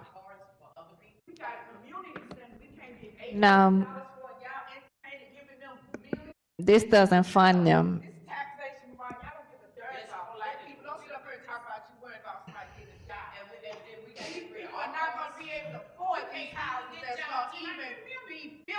They won't be able to afford them. They only make $35,000. You get through redevelopment, you're gonna be pushing us out. So we Thank you, Ms. Cogshill. not the ones that can afford this. I didn't move to college. Ma'am, hold on, ma'am. Let me make sure, because I wanted to be on record what you're saying. I wanted to be on record what you're saying, because right now nobody can hear you. So if you can let him finish his comments, if we want to have some additional comments afterwards. But I want to make sure that your feelings are reflected in the record. So, Alderman Browning. No, I'm finished. I think I would like to be a co-sponsor of this bill because I think that the evidence supports, as we've seen in other cities, that this helps increase affordability in the region. It does not require anyone to get rid of their cars. In fact, it just gives you the option. I lived for 9 years as a one-car family because I lived close to transit. It was possible for me. That saved me, I did the math, it saved me $600 a month. It was incredible for our family. It helped when both my wife and I didn't make enough money to make ends meet enough to afford 2 vehicles. And that was transformational. I know lots of people who live in my neighborhood who do not own a car because they live close to transit. Doesn't mean they can't own a car if they don't want to. And some of them do for various reasons, but The more we connect our city, the better people can get around. It means that I can visit North City without using a car, and it also means people in North City can come down and visit us. I think this is a great thing for our city. I think it'll help decrease inequality, and that's why I'm supportive of this bill today. And again, I'll repeat, please add me as a co-sponsor. Thank you, Mr. Browning. And before I move to the next person, because everybody knows that I'm big on facts and having misinformation spread, unfortunately, that's a lot of the ways that our communities led and taking down narratives that, one, are not truthful, two, take you in the wrong direction if you really wanted to genuinely fight for your community, and three, sometimes ultimately set the communities up for failure because you're so distracted with misinformation that you don't see what's really going on. And that can come from the loudest or the quietest person in the room. So that right there is not, I want to make sure, number one, Board Bill 13 doesn't fund anything. It doesn't fund anything. And two, the questions that we are trying to make sure that we intentionally ask after, which is why we wanted the public to speak first, to get you your answer, because sometimes the answers will get lost in misleading narratives as well. We want to make sure that you have, that you understand, and we want to make sure that yours are reflected as well. That's why I asked you not to say the comments that you were saying the way you were saying them. I want to make sure you know it wasn't to quiet, it wasn't to not hear from you. It was just that we want to make sure that they're recorded and reflected. Alderman Aldridge. Thank you, Madam Chair. I'm gonna start with, I guess, some comments, and then I'll go to zoning for some questions. First, I also want to thank the sponsor. I want to thank the zoning team for being here, putting this together. So also want to thank the residents for organizing. I know y'all came last week and then we moved the meeting around. I want to thank the chairwoman for still making sure that the public had the opportunity to speak.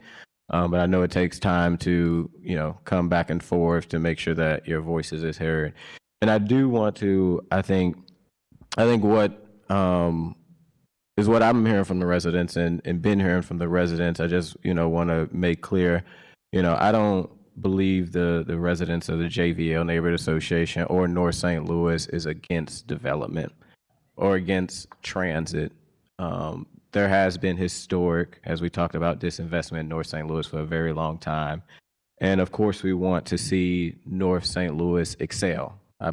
My neighbors all the time say how upset they are, stand next to a dilapidated building that's owned by Paul McKee, or don't have a restaurant to be able to, walk to and have to go outside their own community to, get groceries and stuff like that. If some of my colleagues can really listen to, I think what some of the residents are saying, it's not that they don't want it. They're saying that they don't feel like they're being heard.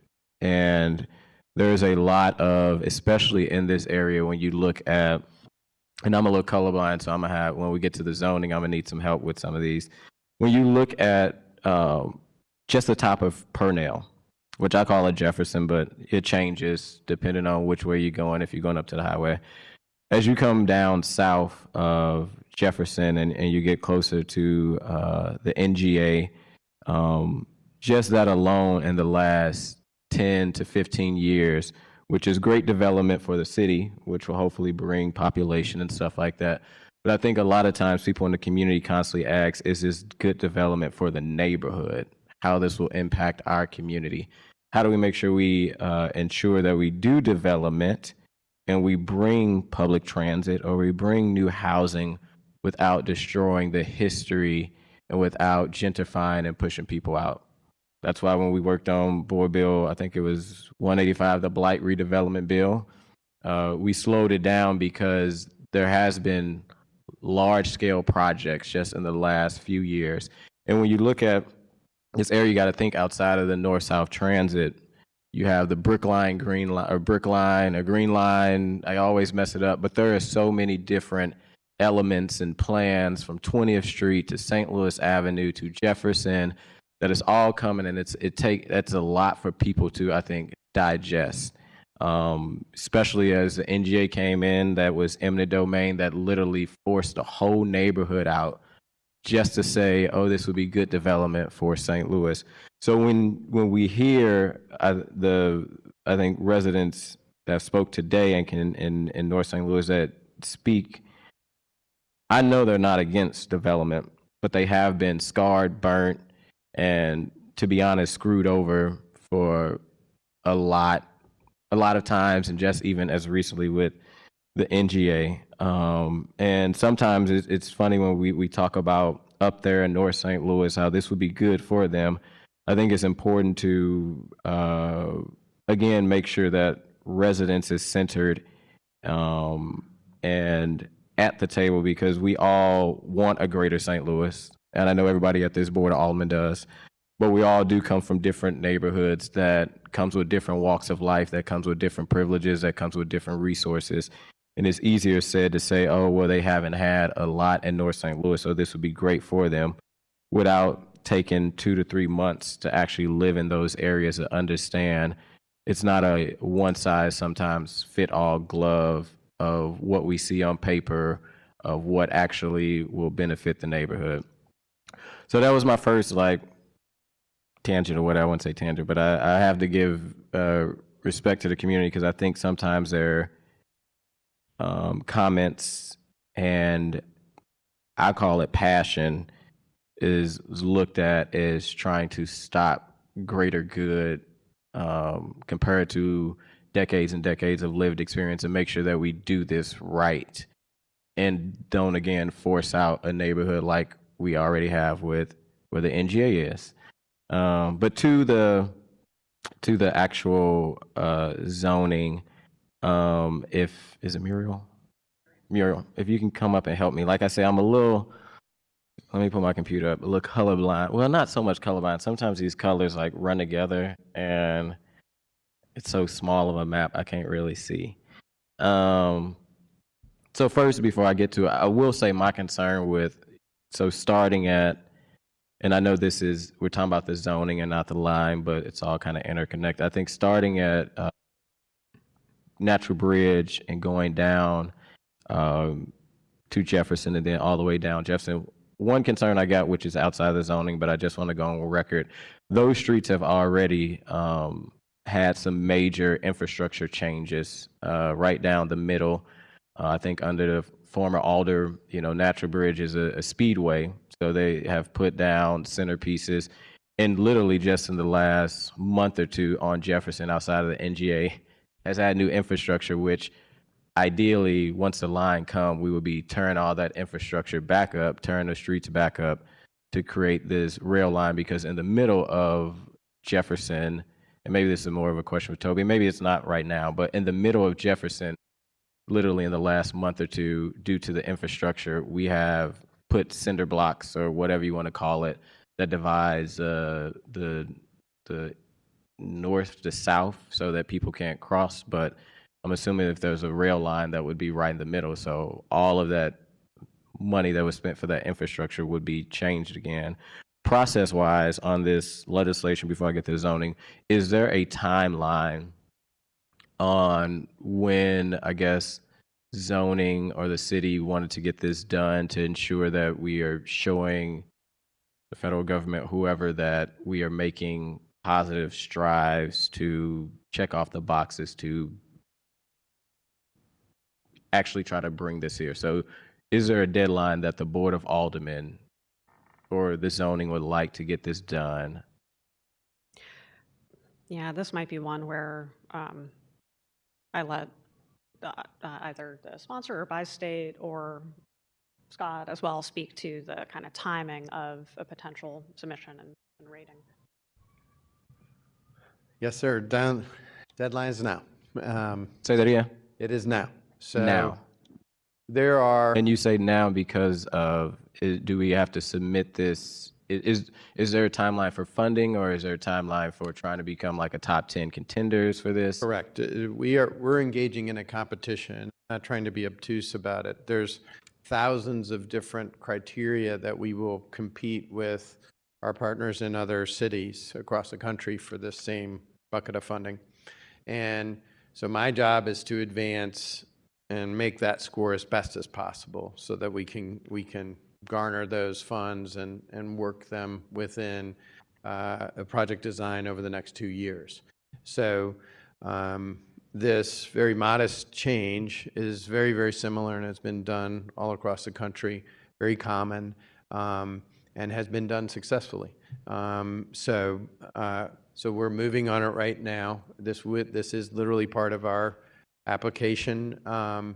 Potentially we could go into scoring as soon as August of this year. We're ready to do that. And so every little piece that we can push forward, it makes our score better and makes the full funding of the grant agreement more likely. Okay. So you said you could go into the application beginning of August, and this would be a part of the application that you would add on to say that we've changed some zoning for the application. In August, just asking, thinking mid-August, beginning of August, that you would want to submit it, the application? We would have it complete for signatures at the beginning of August.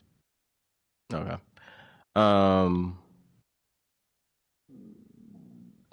Okay.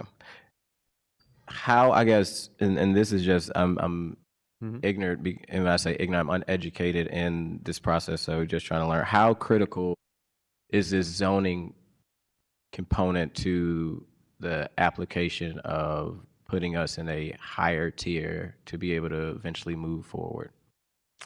Can't answer that, and I'm not, because I just don't know. So why are we doing it if I can't say, because it is unquestionably will move our score up. I can't say that if we do this, it'll move from, let's say, an 85% to 87. There's too many different factors that are in the scoring of a project that happens on a federal level. What I can tell you unequivocally is that this is a move that has been made in other applications, is a standard move, and definitely enhances the application. That's unquestionable. How much it does, it's all a different big group of variables that add to this function, including the demographics that I mentioned, the financing package, thousands and thousands of things. So I'm not trying to dodge your No, question. I'm just, I don't think I'm trying to get an understanding of what this will do moving forward. And I guess the question, if we end up not getting granted the north-south, will this zoning, I guess, still be, if this is passed, will this zoning still be in effect if we don't get the north to south? Will this be a permanent thing that we would probably have to come back and undo because we didn't get the north to south? Well, a couple of things. I think, like I mentioned, and this is my kind of faithful professional opinion, these types of changes would be appropriate most places in the city. And so I think we won't have misstepped in terms of kind of moving in this direction. And a couple of other things, I think with the completed neighborhood plans around the NGA, that will help us kind of refine our approach and advance our approach. And we can, as a city, figure out what makes the most sense at that time. And beginning, as soon as early next year, we're going to be reviewing the city's zoning code and zoning map citywide. And so that will be kind of another point at which we can figure out what makes the most and best sense and would have the highest impact and kind of greatest benefit at that time. And I don't want to get into the hypotheticals, but if I could finish this point, Alderman, since it's on top of my head, I'll forget. If we don't, again, get this north to south, understanding that there's a sloop in the neighborhood plans for NJ and all that, which may, without now having that metro, say if we end up not getting it and we're working on the neighborhood plans, that there could be a chance that zoning in those areas could be different outside of what we would do now, which would maybe require some more changes, or I don't know if you're kind of understanding what I'm saying.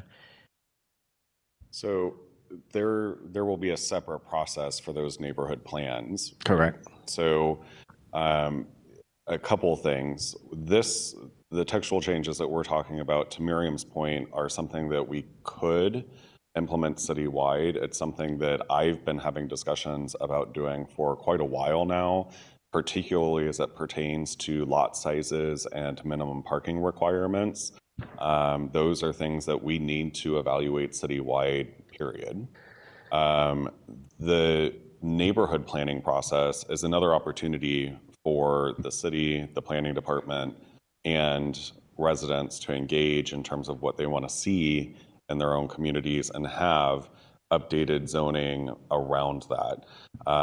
There are other things from a zoning code perspective that we can evaluate at certain points in time. Right now, we have local historic districts that have overlays to them. Those are helpful in many communities as well.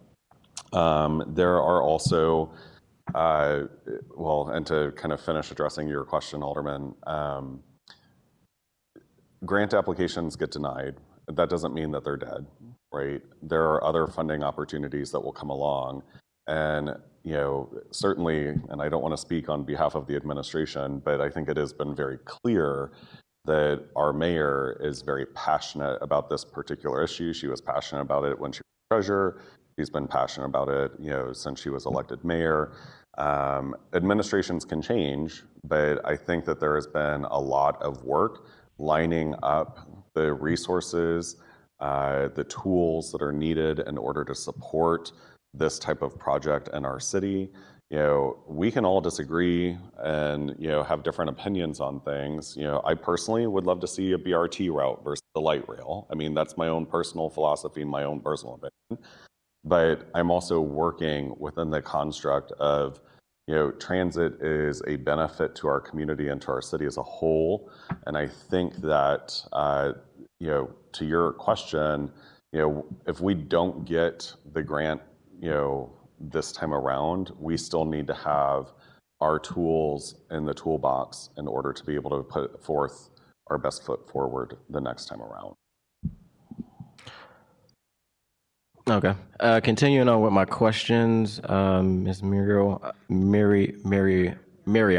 Okay, so the top end of, at the very top where we are at Natural Bridge and Grand.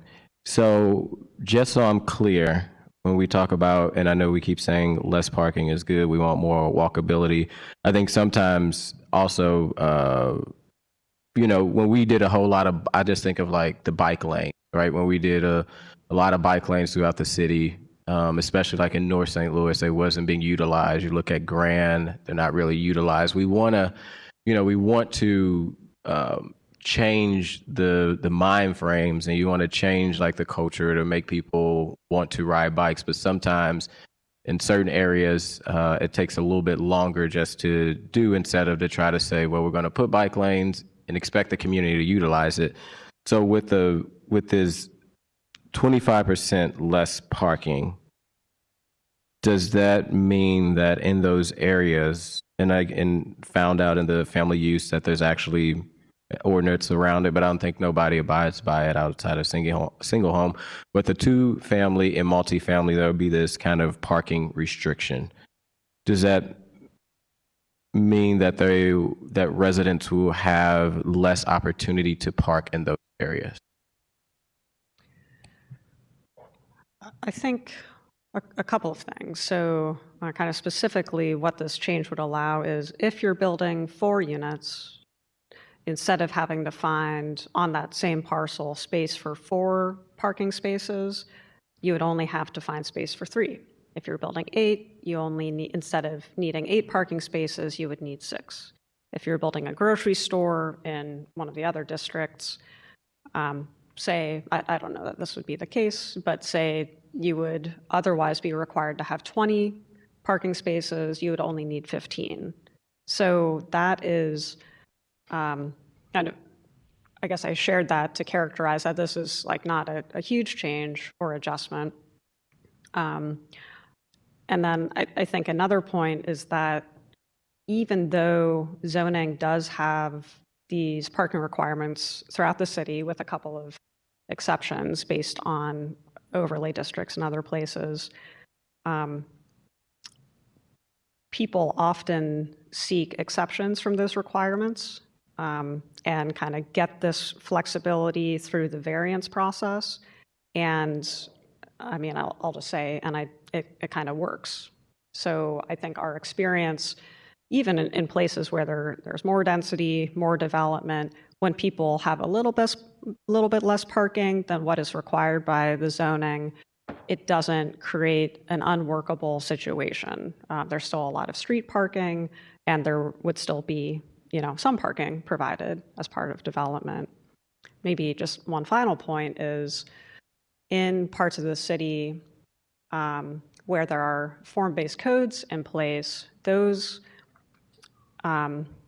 please correct me if I'm wrong, anybody, but those actually lower parking requirements significantly and even put in place parking maximums.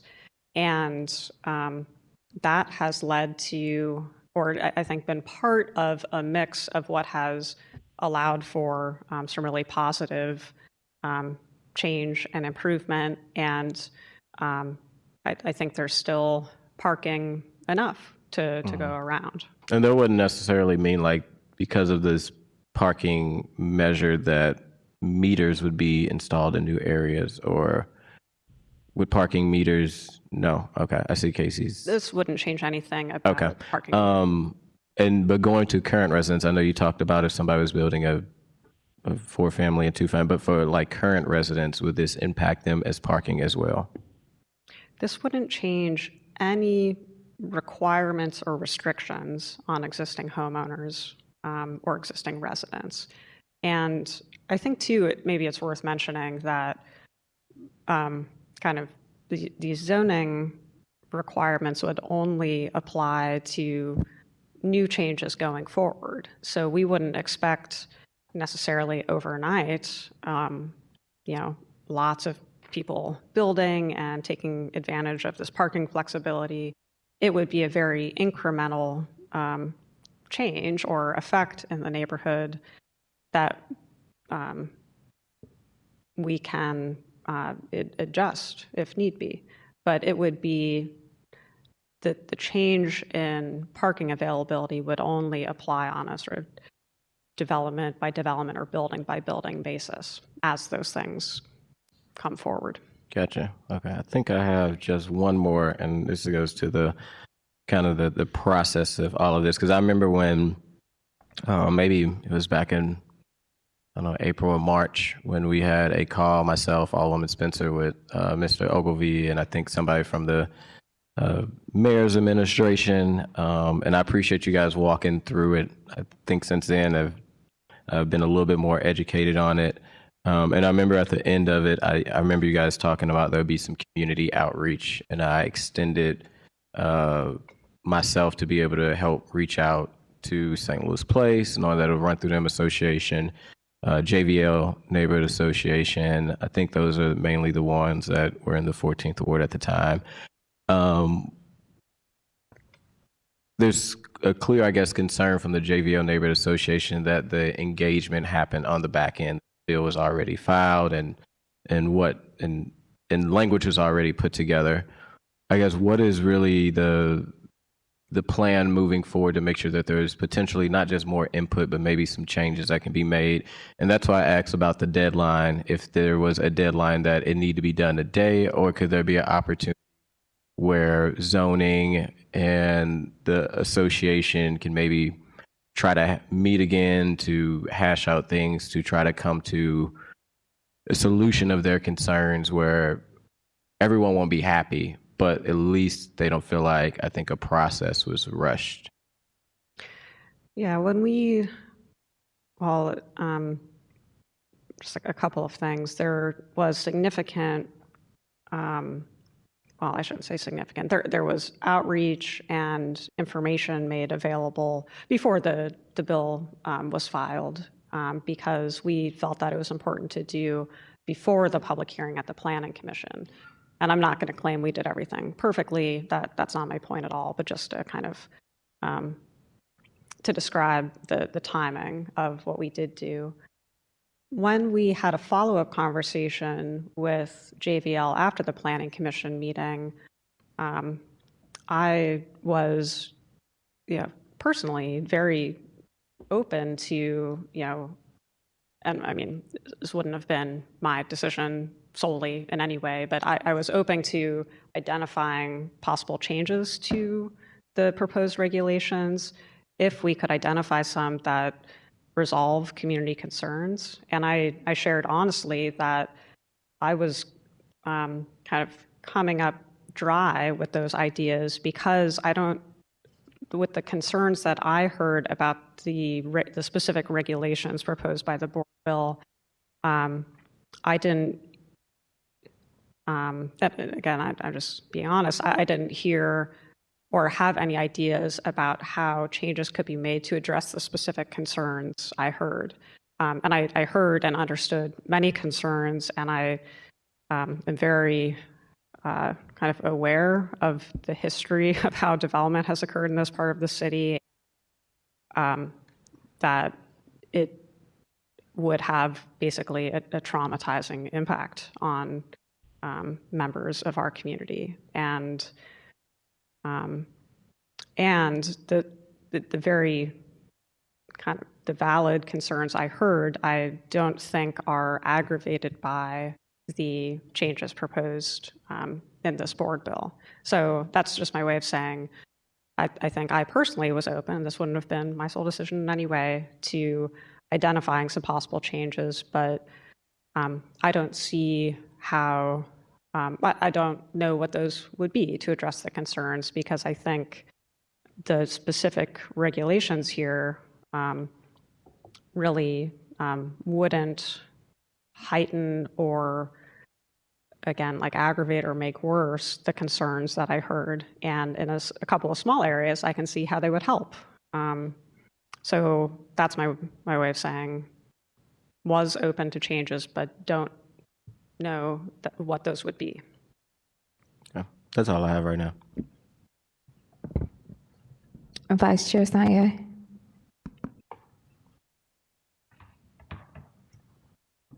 Thank you, Madam Chair.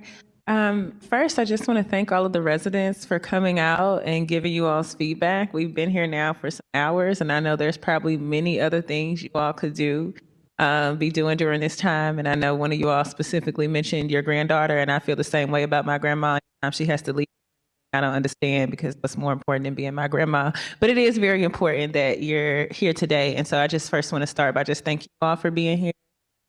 Secondly, I want to say that, it's very interesting because I was actually having this conversation with my grandmother yesterday, just kind of about the project and transit. And she actually asked some of the same things that you all have. We were talking about this idea of like car dependence. And she's like, what do you mean not have a car? Like, that's how you get around. That's how you drive through the city. But then I began to have a conversation with her about, I think today, right now, people are seeing the effects that when everyone in a household has to have a vehicle in order to get to a destination in the city, it's not the most economically feasible option, because you're talking about multiple car payments or multiple insurance payments within a household. But then also, cities that are thriving, that are growing. And I do want to make sure, like, something that I try to be cognizant of is a lot of times when a city talks about thriving, it's on the backs of its Black folks. And it's especially on the backs of its Black poor folks. And I think that a lot of you all concerns that you all are raising are very valid and are referencing some of that nasty historical context. I think to the point of, I've been able to have a conversation with the mayor's office. I've been able to have a conversation with the bill sponsor. The Bi-State folks have even been making your way through some neighborhood meetings to have conversations with residents. And so I think that their intention is to say, how do we connect the city? And that is something that I'm very excited about connecting the city. Of why is it that north and south and downtown, like, why are we so separated and segregated? Why is it so much harder to get to certain points in this area than it is to get to certain points in that area? And I think if we do the project right, I heard you say, well, we don't just want to have things in our community that benefit folks outside of our community. We want things in our community that benefit from it. When I was in college, I went to SLU, but I would have to go from my grandmother's house often because she was always cooking and I could do laundry at her house. and I would have to go there to SLU. And sometimes on the bus, it could take me an hour or 90 minutes just to get from the north side of the city right there to where SLU's campus is on Vanderventer. Which is a huge inconvenience. And then sometimes I would be going from her house to school for that day and then to work, which I used to work at People's Health Center on Delmar. And that would take me another 90 minutes, another 2 hours. So I do think there is a benefit to doing these projects and making the city more accessible. And it doesn't have to be done in a way that just benefits folks outside. I know there are folks, I don't know that, I don't know. If this happens, I'm gonna do my best to try to get my grandma to get on it because she is a driver, because there's also public safety concerns and other things. But I know that there's a version of our city that I think can exist in our future where, why should someone on the north side, why should it take you 90 minutes using public transit to get to wherever you want to go in the city, whether that is a soccer game, whether that is wherever you may work. I don't think that it should be that way. And so I think some of the goal of the project is to break up some of these silos we have, is to make it more accessible and to make it something that is easier for folks. I do hear a very valid flag. Usually when, like I said, when cities have done these things, done it on the backs of Black people, and we've done it in a way that cuts people out. But I think this project has the chance to bring folks in and to kind of take us to a new place. Whenever I travel to other places, I take notes of how much easier their public transit is. I went to Chicago not that long ago. You can get from one place in the city to the next place in the city using public transit, usually in less than 15 minutes, almost from any point to another. The longest ride might be 20 minutes. But right now, especially when you look at kind of what's going on with our bus company, where stops are being cut, where they're understaffed, it can take hours. And it used to be me riding the bus and trying to get back and forth. And so I do think there is a potential economic advantage to connecting these areas. And I do think that the folks on the city end who are trying to do this work, I think they're trying to figure out, how to do that and how to bring it about. I don't think that's ever easy. And I think what is necessary is for you to come, for you to get on the mic and tell us what you don't like, what you do like, what your concerns are. And my hope would be that after this meeting, we can have more conversations with you. I've told the sponsor already, I'm happy to stick around and talk and have those conversations and figure out what we can do to address some of the concerns, because certainly we don't have to duplicate what we've done in the past. I think there is a way to do this in a way that works. And obviously that requires trust. And I know that that's hard to come by, especially when you're dealing with a public government, an entity that often has worked to your disadvantage and against our communities. But I just want to commit myself on the record to staying after and having whatever additional conversations, whatever additional works needs to happen, and just let you all know that at least for me, because I won't speak for anybody else, I try really hard to be aware of the way that we've done things. And I try to think really intentionally about how do we not repeat those mistakes, but at the same time, how do we progress? Because what I would hate to see is we do this project and the disconnect that exists in North City because of intentional disinvestment, because people chose to put certain things in certain communities and intentionally leave folks out, particularly Black folks in the north of St. Louis. I would hate to see us do that again. So I think there does have to be a way that we can make this work for folks. So I want to commit myself to that. I don't necessarily have any specific questions, but I do, I got an email today, and I know a lot of residents within the 7th Ward have asked me, there was some cutting of some of the Arsenal and the Jefferson stops on the plan. And at a community neighborhood meeting, the folks who came said, if you can get enough community feedback to support those stops, then we can look at it and reevaluate. So I did just want to ask, is it too late for neighborhoods to give that input? Are we still considering adding those stops? Can I be a help to mobilizing constituents, advocate for that? I would say, and this was mentioned on the tour that was offered by CMT last week, but feedback is always welcome. Plans, particularly depending upon finances, can evolve. And so the more information that Bi-State Metro has to make those decisions, the better our process would be. Excellent. And Shane, Alderman Cone, since you've been working on this bill, I think maybe what is concerning to some of the residents here is that we're talking about doing the parking requirements and the changing them specifically to areas that are within their neighborhood. I think it might be helpful to speak to some of the things we are looking at doing citywide, which I can say even in the 7th Ward, there are a lot of constituents I have that feel like the requirement to develop land is too large. There are a lot of developers who want to come and they run into barriers with the parking requirements and think that that's redundant. But I think that what might be alarming some residents, like you're changing this, particularly in these stops that are in our neighborhood, but why aren't you changing it everywhere? So I think, as I mentioned earlier, it is a discussion that's worthy of, do we do these things citywide? I personally think, yes, we should. So as it's been mentioned a couple different times today, this is just making some modest changes with respect to that half-mile radius around stops and the anticipated Green Line footprint. I think, in terms of, the building density, the height requirements and the parking minimums, those are minimum standards and those exist already today.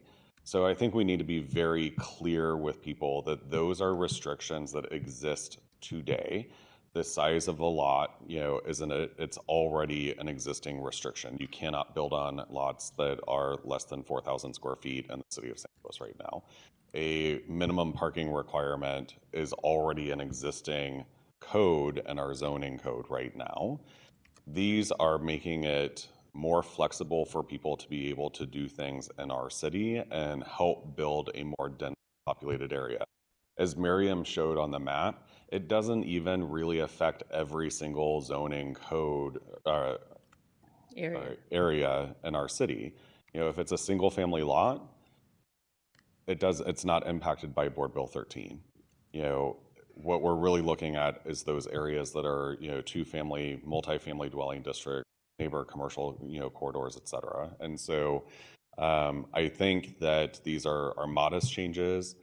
They're enhancements to an already existing restriction that the city has in place.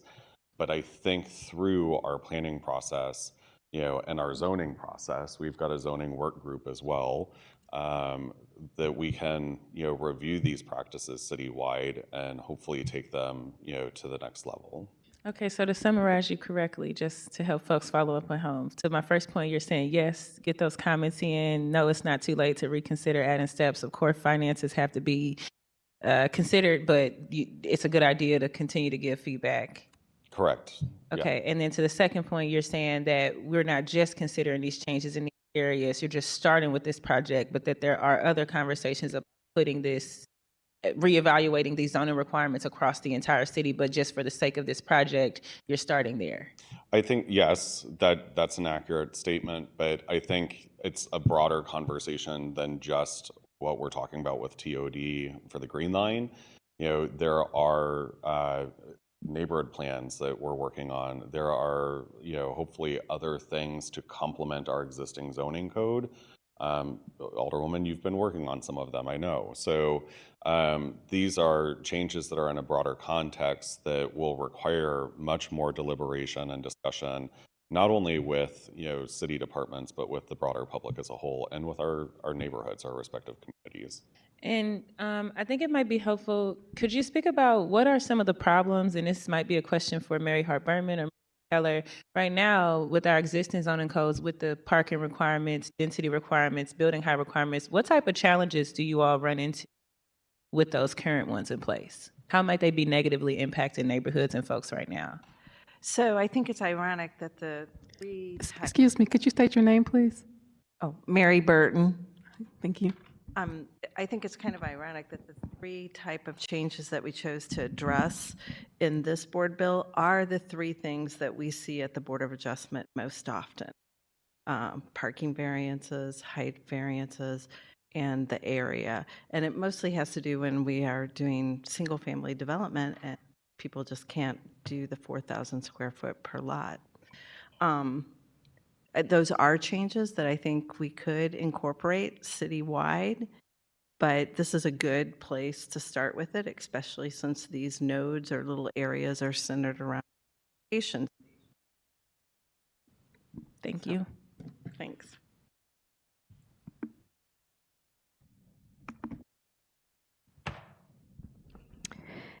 All right, did you all have any closing comments or anything that you wanted to make?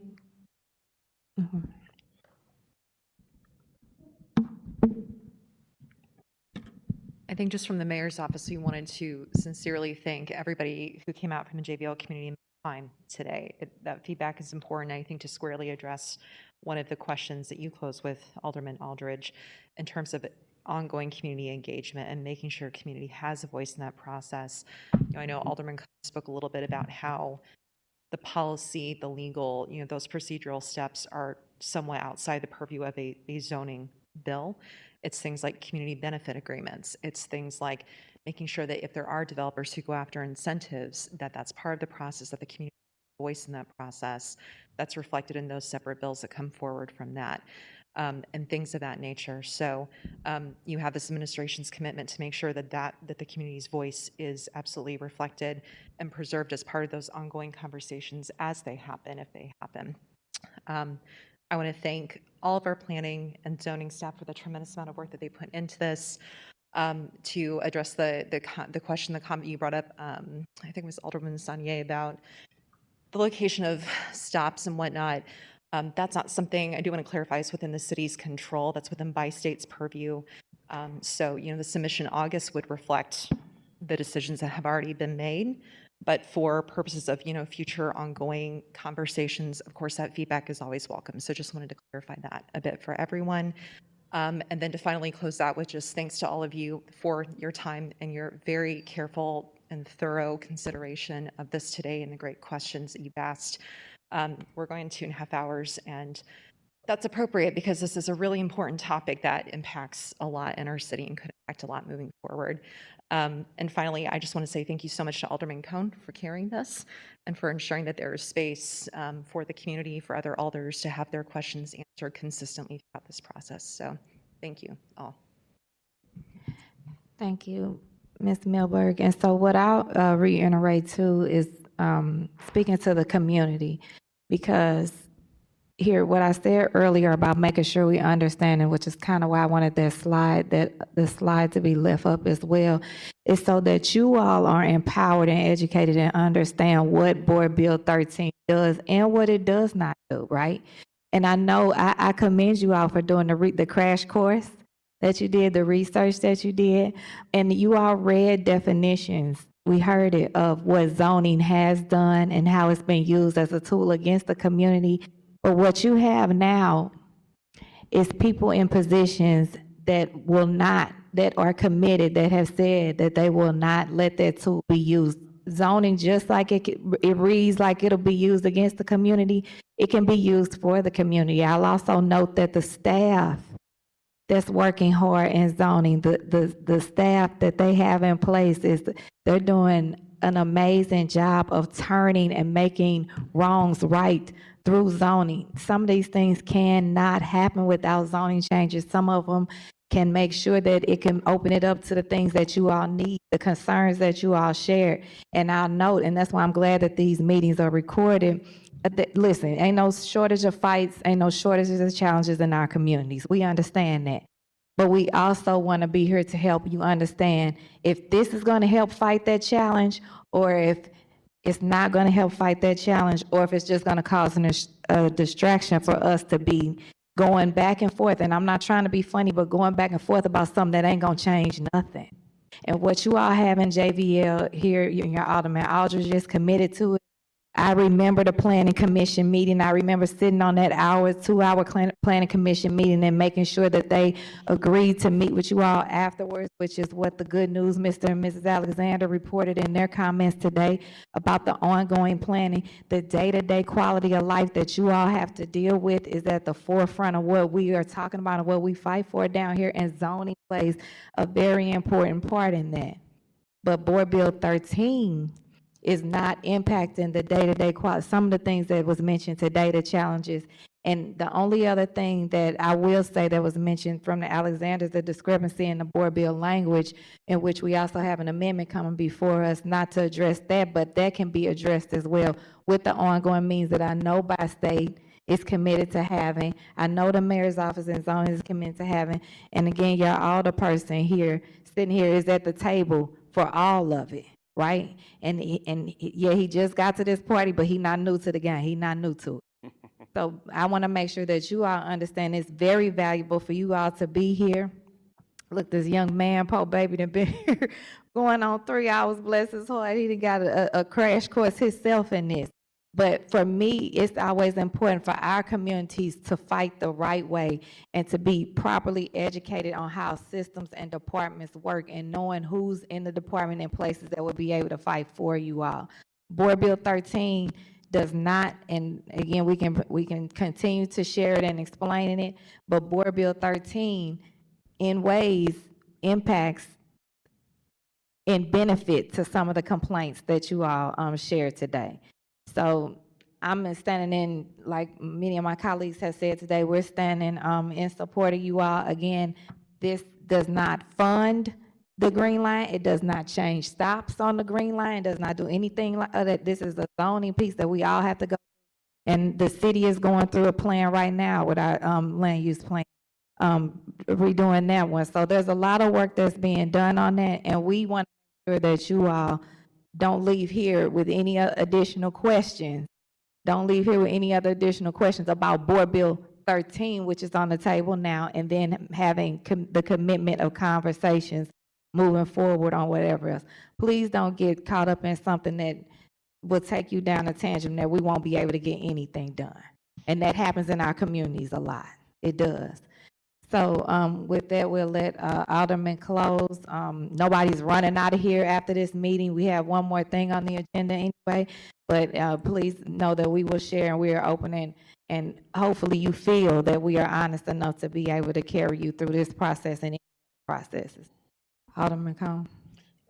Thank you, Madam Clerk. I sent an amendment to the committee that I would like to have, as a member of the committee, I would make the motion to put the amendment before the committee. Second. Madam Clerk, you can call the roll. Alderman Cone. Aye. Alderwoman Schweitzer. Aye. Vice Chair Saunier. Aye. Alderman Browning. Aye. Alderman Aldridge. Aye. Chair Spencer. I'm sorry, Chair Clark Hubbard. Aye. We have 6 aye votes. So the motion was made by Alderman Cone and seconded by Vice Chair Saunier for this to be in front of us. You can go forward. Thank you. The amendment is a change to the whereas clauses of the bill. I read it earlier and would ask for your favorable consideration. The changes are to reiterate what this bill does and what it does not do. And for the listening audience, can you share what the amendment changes? Yes, at the end of the whereas clauses, it would add 2 additional paragraphs. The first is, whereas the zoning changes in this ordinance do not impose any new requirements or restrictions on existing or future homeowners. And a second paragraph, whereas the citywide strategic land use plan update and the neighborhood planning process, which is underway, and neighborhoods surrounding NGA are critical in shaping the future, more detailed zoning regulations in areas around the planned Green Line. So again, just reiterating what this bill is doing and what it's not doing. Thank you. So does any other committee members have questions about the amendment? I don't have a question. I just want to make it clear to the community members that are present that that doesn't mean it's too late to make further amendments based off of what you all highlighted, that this amendment is just to clarify the purpose of the bill, but it's not too late to make additional changes. Thank you. So now we have Board Bill 13 as amended in front of us. Go ahead. Great. No, we I think we've had. I think we need to move to. We didn't move to. Yeah, we didn't adopt the amendment. Right. Thank you. I move to adopt amendment number 1 to Board Bill number 13. Previous, bro. It was moved to adopt now the amendment number 1 to Board Bill 13 by Alderwoman Schweitzer, seconded by Vice Chair Saunier, and it was called for previous roll with no objection. Go on. Thank you. Now that we have Board Bill 13 as amended before us, we've had a very lengthy discussion on this board bill this afternoon, starting this morning, and would ask for your favorable consideration. I move that we pass Board Bill 13 as amended out of committee with a do pass recommendation. Second. It's moved by Alderman Browning, seconded by Alderwoman Schweitzer, that we move Board Bill 13 as amendment with a do pass recommendation. Madam Clerk, you can call the roll. Alderman Cone, Aye. Alderwoman Schweitzer, Aye. Vice Chair Saunier, Alderman Browning, Aye. Alderman Aldridge, No. Chair Clark Hubbard. Aye. We have 5 aye votes, 1 no vote. All right, thank you. Successfully passed Board Bill 13 as amended with a do pass recommendation, and thank you all for being here today. Now we'll move to resolutions for review. Item number 1, Resolution 86. And we have a slide deck that was sent.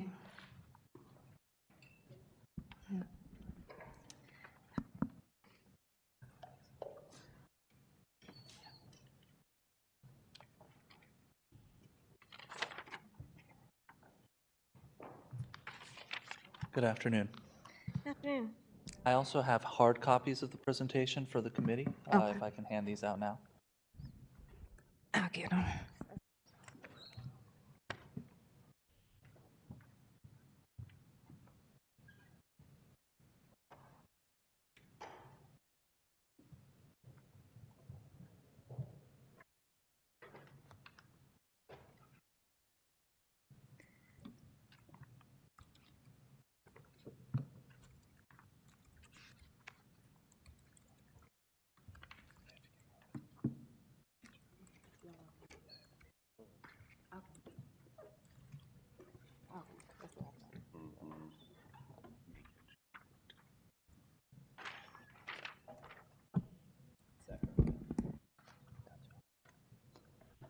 All right, go for it.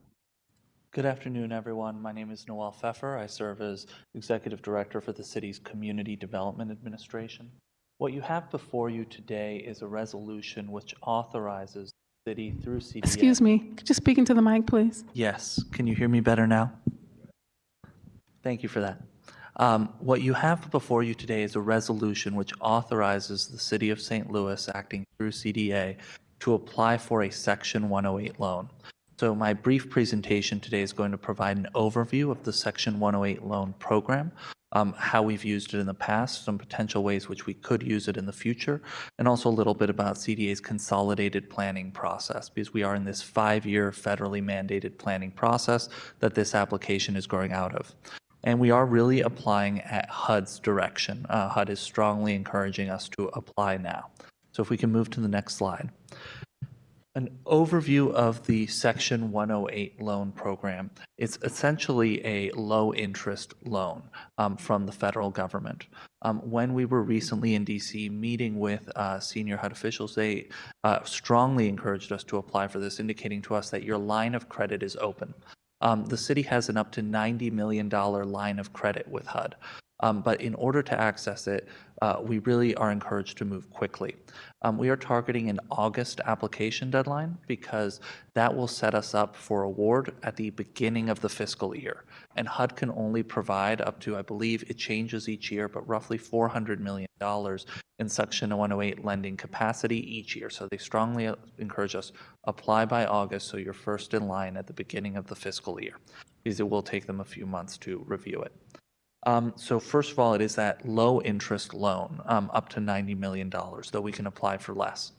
Second of all, it is repaid through CDBG funds. So as you know, each year we receive about $18 million in CDBG funds. Through this program, we essentially pledge a portion of these CDBG funds, and I provide specific examples of how much can finance how much. to the repayment of that debt. And then funds can be repaid either with CDBG funds or with the repayment of the loan. So we get the loan from HUD, and then we can either grant the funds out or we can lend the funds out to housing developers or other beneficiaries. And then finally, the third bullet point here is that Section 108 can find anything that is CDBG eligible. And what is CDBG eligible? We know it's affordable housing, but it's also certain public services and other sorts of economic development and public facilities. So if we can move to the next slide. This is the math that I was alluding to. So we are authorized to borrow up to 5 times our annual CDBG allocation, so that's up to $90 million. Now, if we were to borrow $90 million, that means that we would have to take our $18 million annual CDBG allocation and shave $7.6 million of funds off of it, because those $7.6 million would instead be committed to debt service. Now, if on the other hand, we proceeded to lend those funds out and got loan repayments, then we could actually use that $7.6 million of CDBG funds to continue funding CDBG. So we have to pledge the full 7.6 as collateral, but then we may not actually need to spend it all if we have loan repayment that comes back to us, and then we can continue spending CDBG. So how much we apply for, how much CDBG we really plan on committing and spending here really depends both on the total size of the loan pool, but also how much we want to grant out versus how much we want to lend out at low interest rates. Next slide, please. So I want to cover a little bit of our history, and this is the only slide on history, but we have done a Section 108 loan recently. And in fact, we just finished paying it off a couple of years ago, which is precisely why HUD is telling us, hey, you're ready for another one. So we took out 3 Section 108 loans in the year 2000. There was a $50 million Section 108 loan to fund the Renaissance Convention Hotel at a 20-year term, a 6.5% interest rate, and it was primarily repaid not through CDBG, but through a TIF. So they created a TIF around the convention center. That TIF generated $85 million in revenue and covered the bulk of the debt service. And then CDBG came in to gap fill the remainder of $5 to $10 million of debt service. There was also a $20 million Section 108 loan to fund the redevelopment of the Darst Webby project. Again, a 20-year term, and in this case, it was fully funded by CDBG. So we pledged $1.6 million of CDBG annually and just finished paying that one off. And then finally, there was a $10 million loan to fund scattered site neighborhood housing. That one was repaid in just 5 years with an annual payment of $2.3 million. So basically what we did there is we said, instead of putting $2.3 million a year into housing for the next 5 years, we're going to front load it and put $10 million into housing now, right? And then we pay that $2.3 million in annual CDBG. So you see here a few different models. Two that are fully paid with CDBG, others that are leveraged with TIF. In this case, none of them included actual loan repayments, but that is an option that other cities have used. So next slide. So what is our Section 108 future? We are currently in our consolidated planning process, and some of our priorities for our consolidated planning process. Remember, 5-year plan where we set our strategic priorities. How much money do we want to invest into affordable housing? How much do we want to invest into public services? So some of our priorities include creating, sunsetting, and redesigning programs. So really looking at, with ARPA, what's worked, what hasn't, with CDBG, what's worked, what hasn't, what are we doubling down on, what do we need to cut, where do we need to expand. Second is updating our housing affordability policies so that they can preserve longer-term affordability. Third is designating new neighborhood revitalization strategy areas. 4 is applying for this Section 108 loan guarantee program, which is what we're here to talk about today.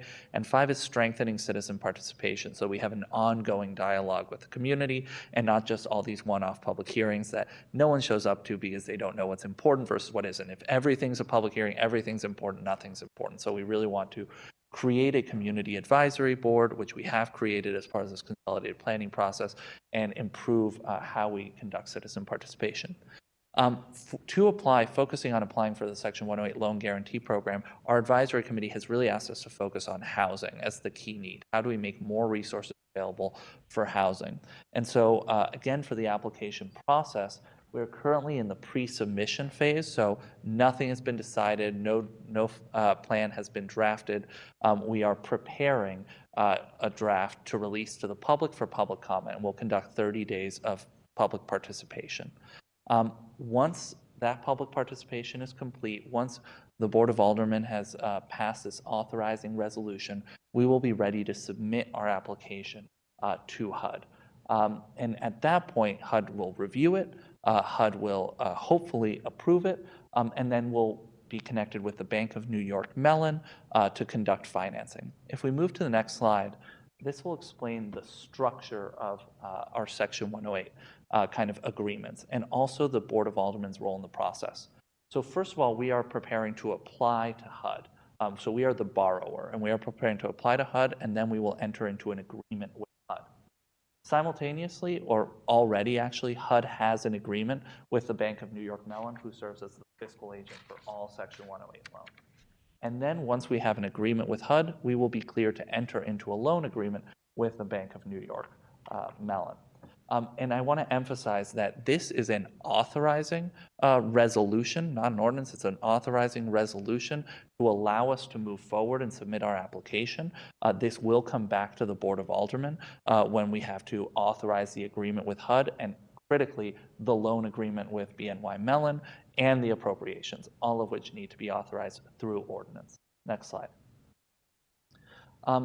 This is a lot of detail, and I was asked to be brief, so I'm not going to go into all of it, but I'll just say as a really high level, the eligible activities for Section 108 are CDBG eligible activities. So the kind of things that we fund year in and year out, including affordable housing, including home repair, including public services, and including other types of public facilities like rec centers, et cetera. So there's a really wide range of potential investments. Next slide. Thus far, given our advisory committee's emphasis on housing, we've kind of set forth a menu of options for investments, but this is not complete, and we look forward to getting your input and public comment to really flesh this out. But at a high level, there's two types of Section 108 loans. There is the loan pool project, and then there are specific developments that we can apply for. And so if we applied for a loan pool, we would not have to identify the specific projects. We would simply say, we are looking to apply for $30 million to then award to housing developers for this program. So we define the program, we define the types of eligible development activities, we define our priorities near schools, near transit, near parks, and we apply for this loan pool. So that's probably the most straightforward option. Another option, however, that we have is that we could actually pick a project. We could pick the Railway Exchange, we could pick the Municipal Courts building, we could pick the Millennium Hotel and say, we want to invest 20 million or 30 million directly into that project. So we haven't made a decision at this point about which way we will go. In fact, we could in theory go both ways, and we could apply for some loan pool funding as well as a major project. But I'm sharing this just so you know where our head is at in terms of the menu of options. And again, all of this is going to go for public comment and input before being submitted in our application, and then may change further and evolve further through the HUD review process. Next slide. That brings me more or less to the end, but I did want to really emphasize our consolidated planning process, this 5-year planning process, as the vehicle through which these priorities are being set, and really encourage you to attend and help get the word out about our July 9th Consolidated Plan Town Hall. It'll be held at the Wohl Center from 6 to 7:30 on Tuesday, July 9th. And we're really excited to have people do interactive mapping exercises, budgeting exercises to really help us prioritize funds, figure out, again, which programs we have been working and we want to double down on and expand, what hasn't been working, and how we prioritize limited funds moving forward. So with that, I'm happy to take any questions. Alderwoman Schweitzer. Thank you so much. I appreciate the informative presentation, and I'm happy to support this application. Thank you. Alderman Aldridge. Second what the Alderwoman from the first said. Thank you, Director, for this great presentation and the great work you guys are doing. Thank you. Thank you, Alderman.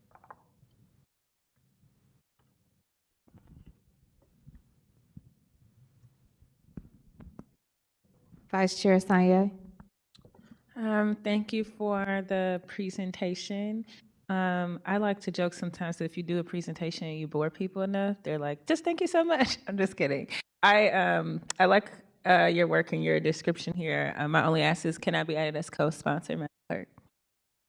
Thank you. Oh, noted. I'm sorry I got distracted by my phone because I am getting text from the alderperson from the ward where the projects that are reflected in this resolution reside.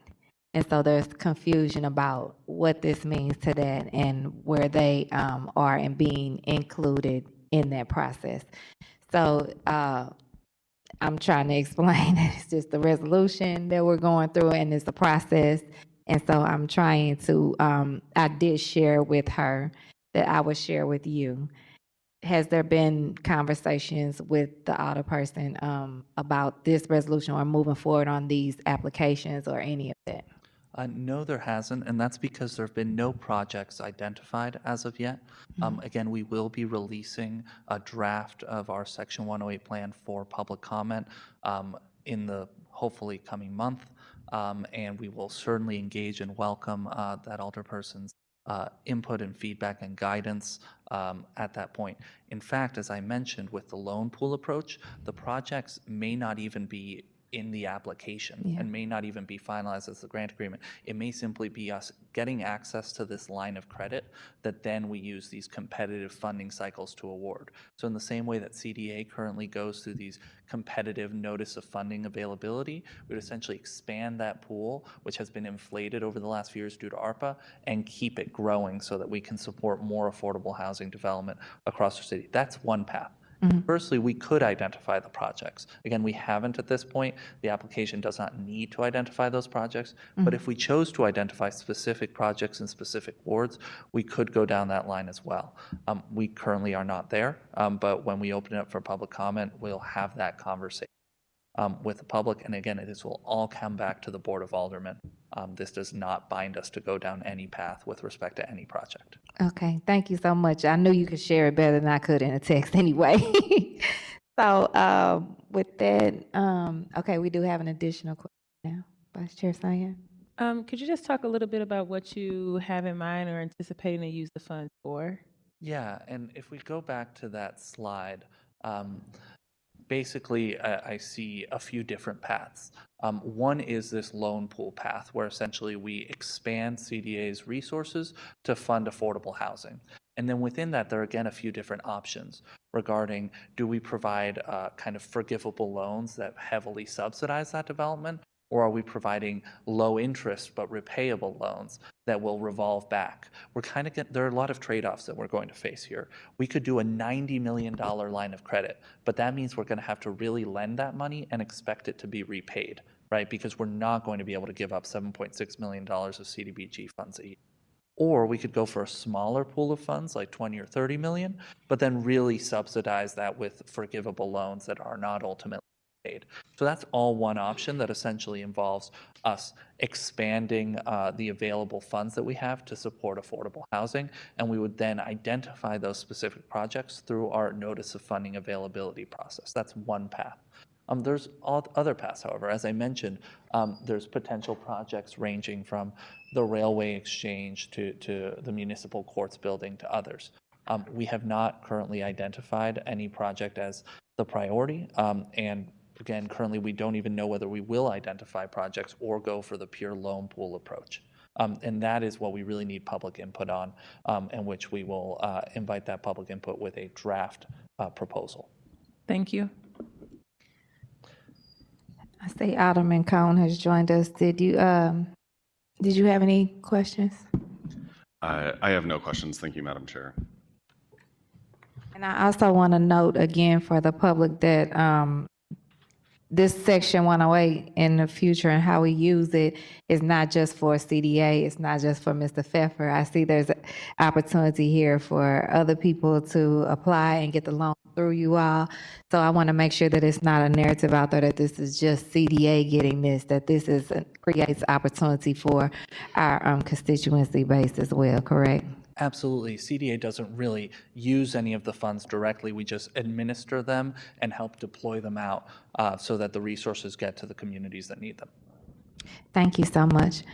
Does anybody have any additional questions? All right. With that, I'll make the motion that we pass out with approval resolution number 86. So move.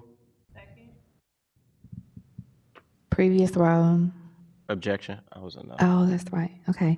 It was moved by Alderman Aldridge, seconded by Vice Chair Sanye. Madam Clerk, please call the roll. Alderman Cone. Aye. Alderwoman Schweitzer. Aye. Vice Chair Sonier. Aye. Alderman Browning. Alderman Aldridge. Aye. Chair Clark Hubbard. Aye. Alderman Browning. We have 5 aye votes. All right, thank you. With that, we've successfully passed out Resolution 86. Thank you, Mr. Feff, for being here. I have one. If you don't have to run out, can I get you right after? Okay.